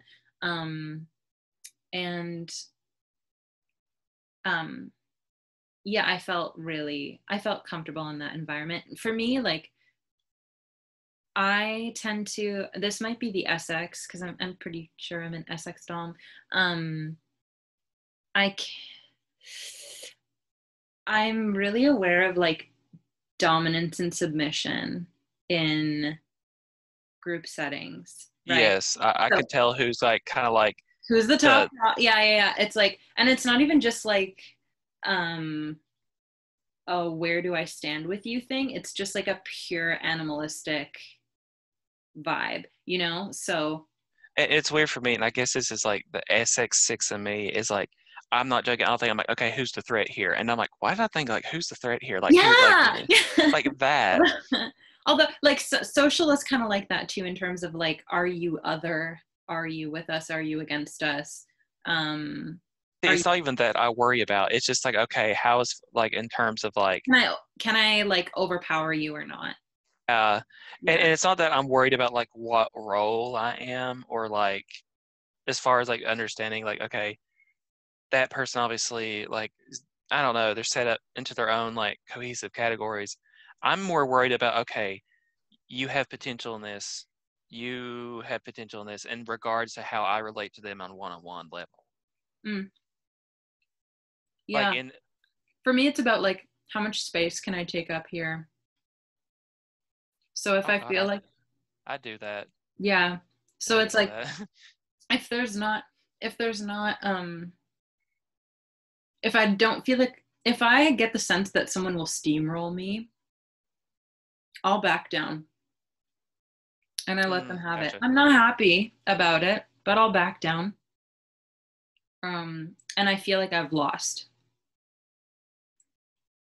This Gotcha. is very like predator prey Well, speak. yeah, it's like predator prey, but there's this part of me that's like cathartic because I'm thinking of situations like at work where I'm literally like, okay, this person, and I don't think of it. It's just like everything's one-on-one. I'm like, okay, with this person, this is how I am on the level with them. This person, this is how I am on a level with them. And then like say the principal is go like, okay, he's definitely like right here, and I'm like right here kind of thing. Now, like as far as like working together when it's just me and the principal, I can say, okay, here's how we mesh in certain variables. But if there's like seriously, like if there's a group of people, and like I think the other school counselor even looked at it and says, what was it? We were in a group meeting or something online, and I couldn't really tell at all where I was amongst the group. But if I was looking at each person, I can definitely tell, like, okay, if I was just with this person, I know where I'm at, but I can't put it together. Yeah, I relate. Are you SXSO then? Oh no, I'm SXSP because Really? what I'm worried about though is because I say that part where it's like a little social dynamic, but it's more of how does this meet my needs? Because I'm worried as far as like, and plus I experiment with SP all the time.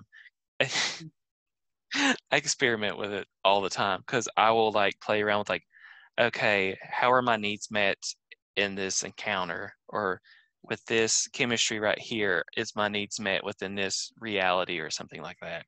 It's very chemistry based, yeah. And like rather than like obligation based, if that makes It's sense. push and pull too. It's a little push and Mhm. pull, give or take kind of like Mhm. thing. Yeah, because when no one else is like giving energy to the room, I'm like, okay, here we go. I realize that's a bit more of an extroverted thing to do also, like especially with having like SE hidden agenda. But yeah, like I'm very much like eat or be eaten. I hate that this is the only language that we have to talk about these things because it does offend my FE sensibilities a little bit. But it's accurate. I don't know. It's just very. I don't know what tickled me. It was the eat or be eaten thing, and I'm sitting there thinking like, oh wait, do I do this? Do you? No, I don't do the eat or be eaten, but I definitely know like it's like I do have that thought. And note too, I know with like counter types or counterphobic six, I'm not counterphobic all the time. It's Mm, a spectrum. It yeah. really is because I've seen other sixes, they go back and forth. It's just with me, I definitely can tell I'm either at like a 0 to 100. Hmm. Like I go back and forth because I think SO is like in the middle. I am at like back and forth, back and forth, back and forth. And when I'm losing thought process. Okay. Oh, and then within the given situation of the chemistry, um, there is like a combative sense, but dependent on like, okay, does this benefit me? My own like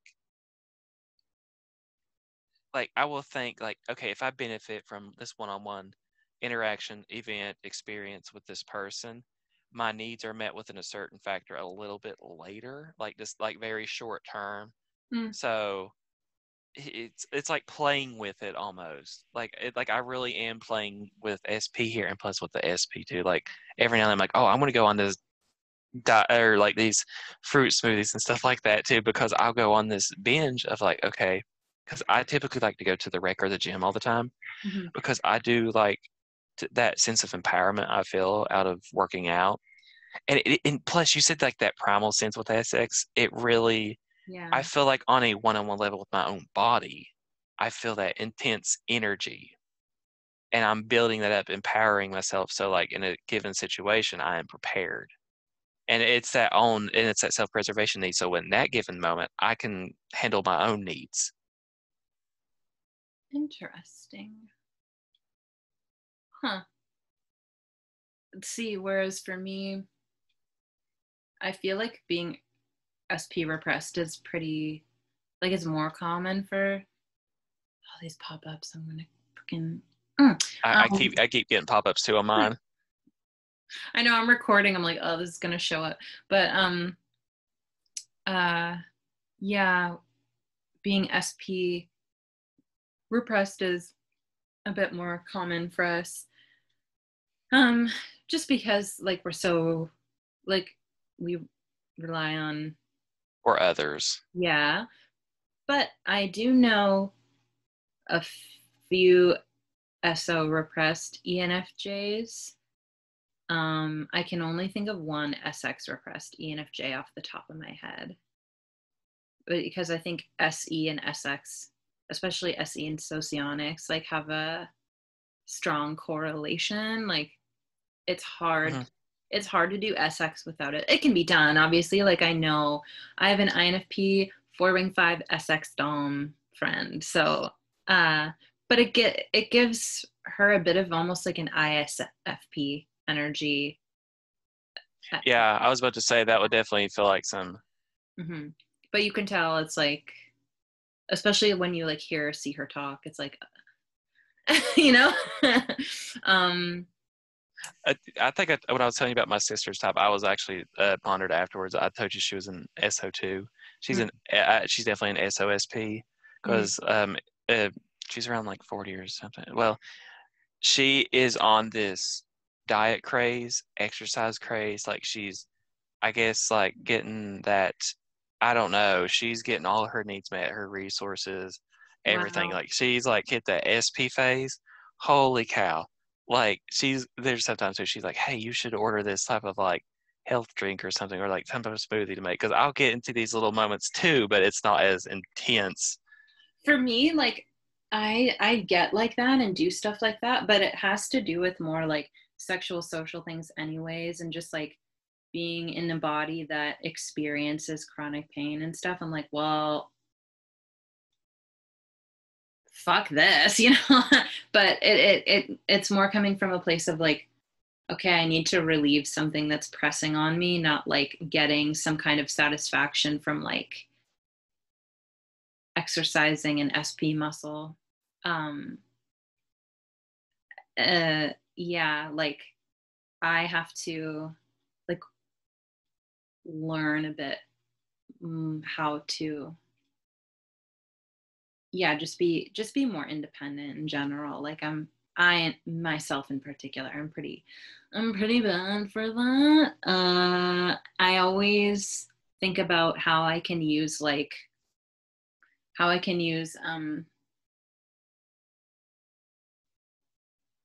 I guess charisma or sexuality or Help you like kind of be dependent on others. It kind of like yeah, or just like attraction in general, even if it's not like sexual or romantic or whatever.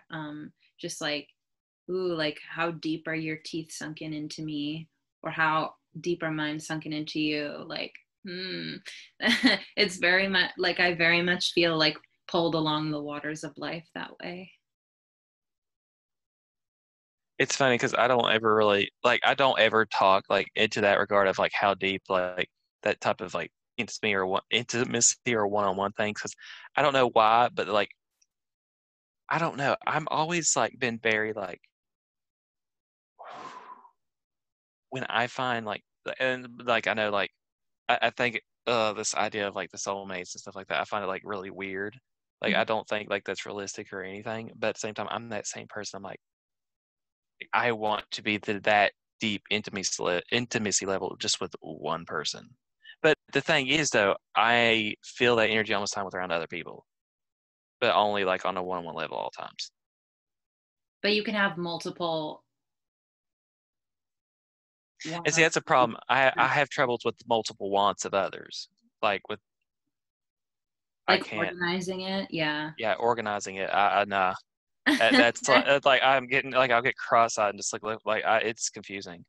You just rather like follow the pull, I guess. Yeah, follow the pull of it. Yeah. Yeah. Well, I like being SO second, I kind of can get like I'll hop onto any social scene to try it out and to like see who I can experience like psychological nudity with, you know, or To physical. get that level of transparency with them. Yeah, and then when I don't, like when I come up against like SO boundaries, I get very, very frustrated, and I take it really personally. I'm like, excuse And me. it's like you can't Yeah. get past that. You feel like you're never going to get past that. Yeah. It's And like, see, oh, like, you're choosing like a structure over like oh, giving into something. And it's like, what, am I not appealing enough to you? Am I not enough for you? Like, which is it not gives, always a it kind of healthy. gives into that thought process of like, okay, is this what's actually going on here? And you kind of, it's not an obsessive thought, but you're still getting pulled into that own energy of the mindset. Like, why is this not what I'm getting here? Yeah, and I'm always going to want to like kill things off and birth new things. So like any like Oh, and that's definitely SX because that's that whole like death rebirth cycle of it. yeah, Like, and that's for related to because you're constantly in the repeat of being in that attraction to what is that transformation or yeah. that metamorphosis. Yeah, and any space that's like not interested in that, I feel like really like that wounds my heart, my ego, you know, like what do you mean? Like fuck you then, you know. Even I if I love that don't reaction. even if I don't say it because I'm like conflict averse kind of, but like that's how I feel, and sometimes I'll find passive aggressive ways to express that like pseudo eightness of like, Oh, you know, like I'll type a very strongly worded but polite email or something like that, just to be like, strongly worded but slightly polite email. yeah. Listen, I sometimes you my say you reasons say are very justified, but right. It's like where's that kind of like limit reach? yeah, Like what of like appropriateness in a way? yeah. So like question, this is gonna be such a long video, oh my god. But question, um, I guess okay. We can continue talking after this, but I feel like Okay. I should find a way to like tie it all together too. Um,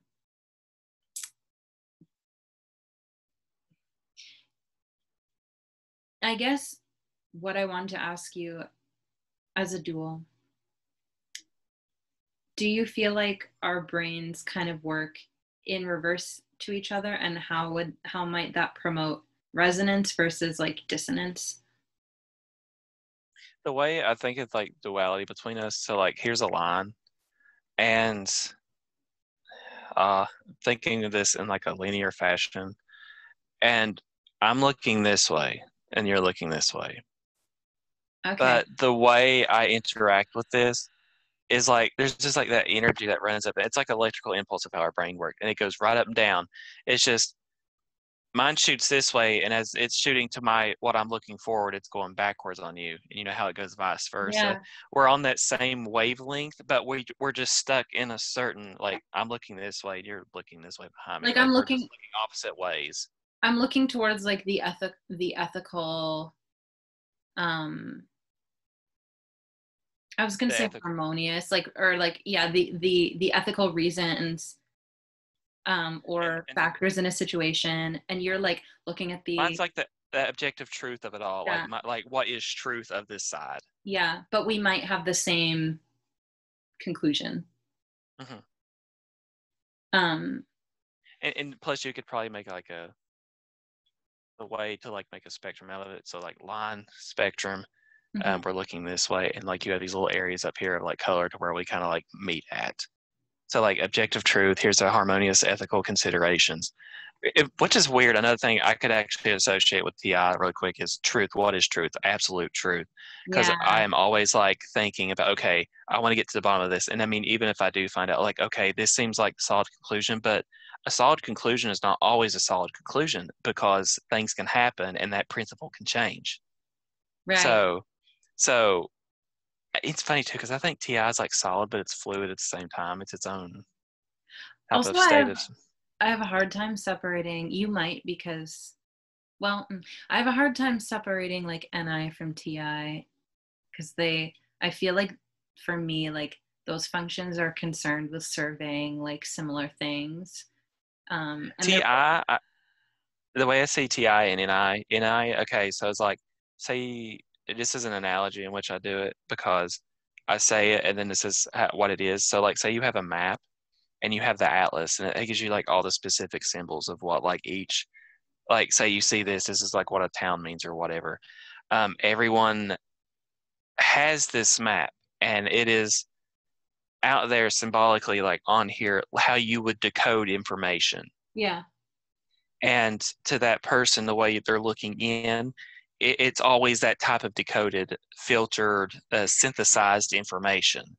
Now, as far as TI is not even in relation to the NI on the map. It is these little in-betweens of it. Like I see like how TI can be a little in-between of the NI, and that doesn't make sense the way I'm explaining. I'm trying to think of a better way, but TI is kind of like, say, maybe trying to use a map analogy again. The map is noticing, okay, on the map, guess what? You see right here? That's water. That is water. You don't need a symbol for that because on a map you would think blue. Blue on a map is most typically, commonly, always objectively true to be that is probably a body of water. Because I feel like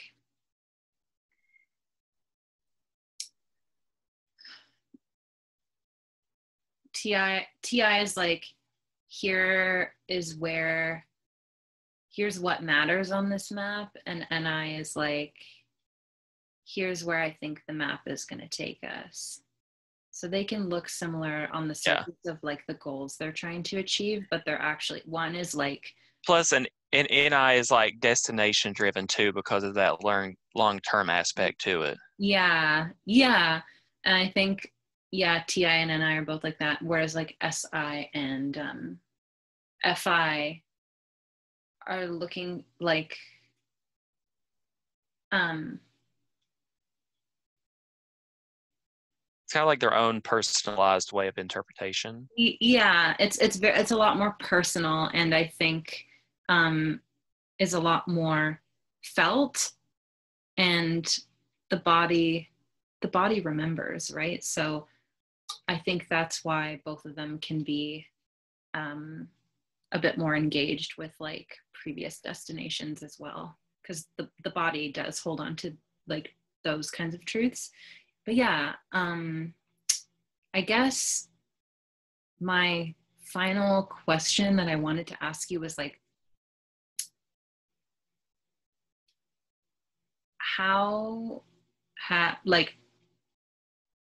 what do you think you're going to take away into the future from your recent interactions with ENFJs, like your friend, me, whatever? And has this discussion brought you any clarity? Like, what are your next? Well, Where do you see it going? I definitely do have clarity as far as like what I mentioned earlier. There's sometimes like as far as like there is, because even though FE harmony is not definitely like my priority, but in given situations, even if that is the given priority, there's never going to be an absolute answer to it, and it's something that just over time you each other as a pair work on.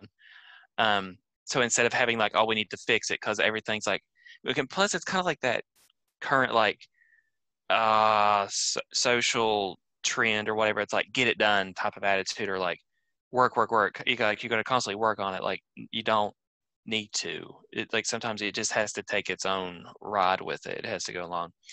And another thing is also taking into consideration that with my inferior FE in relation to learning about more about ENFJs or ENFJs in general, it's and this is one thing I've kind of noticed. I know a lot of it, like FE Dom driven, is that collectiveness. Not because the way I perceive it with inferior FE is like not everything has to be collective. not everything is. Right. Because it's like that when I get stuck into a grip of it, it's like, oh, it's like, it's just everything is this. But the thing is, FE doesn't always have to be about it being all together. It could just be recognizing it. So it's not like I have to constantly try to be at 100% effectiveness, because I'm never going to be at 100% effectiveness to FE, Yeah. but I can get close to it while also compensating for other functions to assist in it. Wow. Okay. So you feel like you just, because you understand the reasoning behind FE better, that you feel more comfortable just like going along with it when it presents in the environment and in yourself. Right. Because like it's like when I flip on the switch, it's not as foreign to me, because Mm-hmm. once you get to know something more through experience, it becomes easier to use. Because I mean, naturally, we tend to fear something we don't understand. That's Yeah. just human nature. So the more experience you bring with it, and not trying to fear it, it brings like a sense of more comfortableness to it. Because when you're not comfortable, you tend to over exaggerate details or oversimplify details. Mm, And it's not, everything's not what is it seem, because your perception is skewed at that moment. So it's not like, oh, you need to kind of like, oh, I'm kind of freaking out because I'm going overboard. No, it's just like, you have this function. You're not, it's like accepting the truth. Like, you're not going to be at full capacity because it's not something you value innately, but you can do it. mm, Because yeah. based on human nature, intuitively, everyone has the ability to do something into some capacity. It's just intuitively over time we come to learn, be it nature or nurture, we come to learn it eventually at one given point in time. If we just do it once, we do it once. But if we continue to do it, then we continue to do it. Wow. I'm so happy to see this growth in you, and I'm looking forward to like having more conversations about the nuances of both FE and TI, because I think for me, FE is just the giant antenna sticking out of my head. I can recognize the nuances of a situation using FE, but the metacognition of like, how is FE nuanced in ways other people might not be able to grasp is still like a new thought process to me. So to hear that from someone else is interesting and helpful. And I think what I'm going to take away as well is like, just because TI is logical and independent doesn't mean it has to be a weapon. You know, it can, Right. yeah, it can accomplish really similar means. And it also has its own value, um, even when it's not going the same, it's not going the same direction. as me. And you said Yeah. antenna for FE, and I just kind of got this thought because we're TI and FE are always associated with each other. Yeah. I kind of imagine, like you said, the FE is the antenna. It's the like it kind of senses out everything, and it goes to the TI, to which kind of interprets it a little bit more into a more filtered fashion, Yes. because Yeah. it's not like data, like a perceiving function or data gathering function, but still they both work hand in hand. This one interprets this, and this helps interpret it even more to a certain degree that both cannot do. Yeah. I really think, I mean, you could say this about all of the axes, but this is one that needs to be stated heavily just because FE and TI can feel really threatened by by each other. We need each other, not even Mhm. just as FE and TI DOMs, but also just like within ourselves. They need each And other. it's kind of like that, like we mentioned, where we're looking at like two forward directions. It's like kind of hard to see that we both need each other when we can't look at each other. Yeah. You know what I mean? Yeah. So it's kind of like just having faith in each other. It's like just knowing that, like, okay, I'm I'm taking trust in you to do this, and you kind of work as a pair. It's just kind of like taking that leap of faith with each other. Yeah.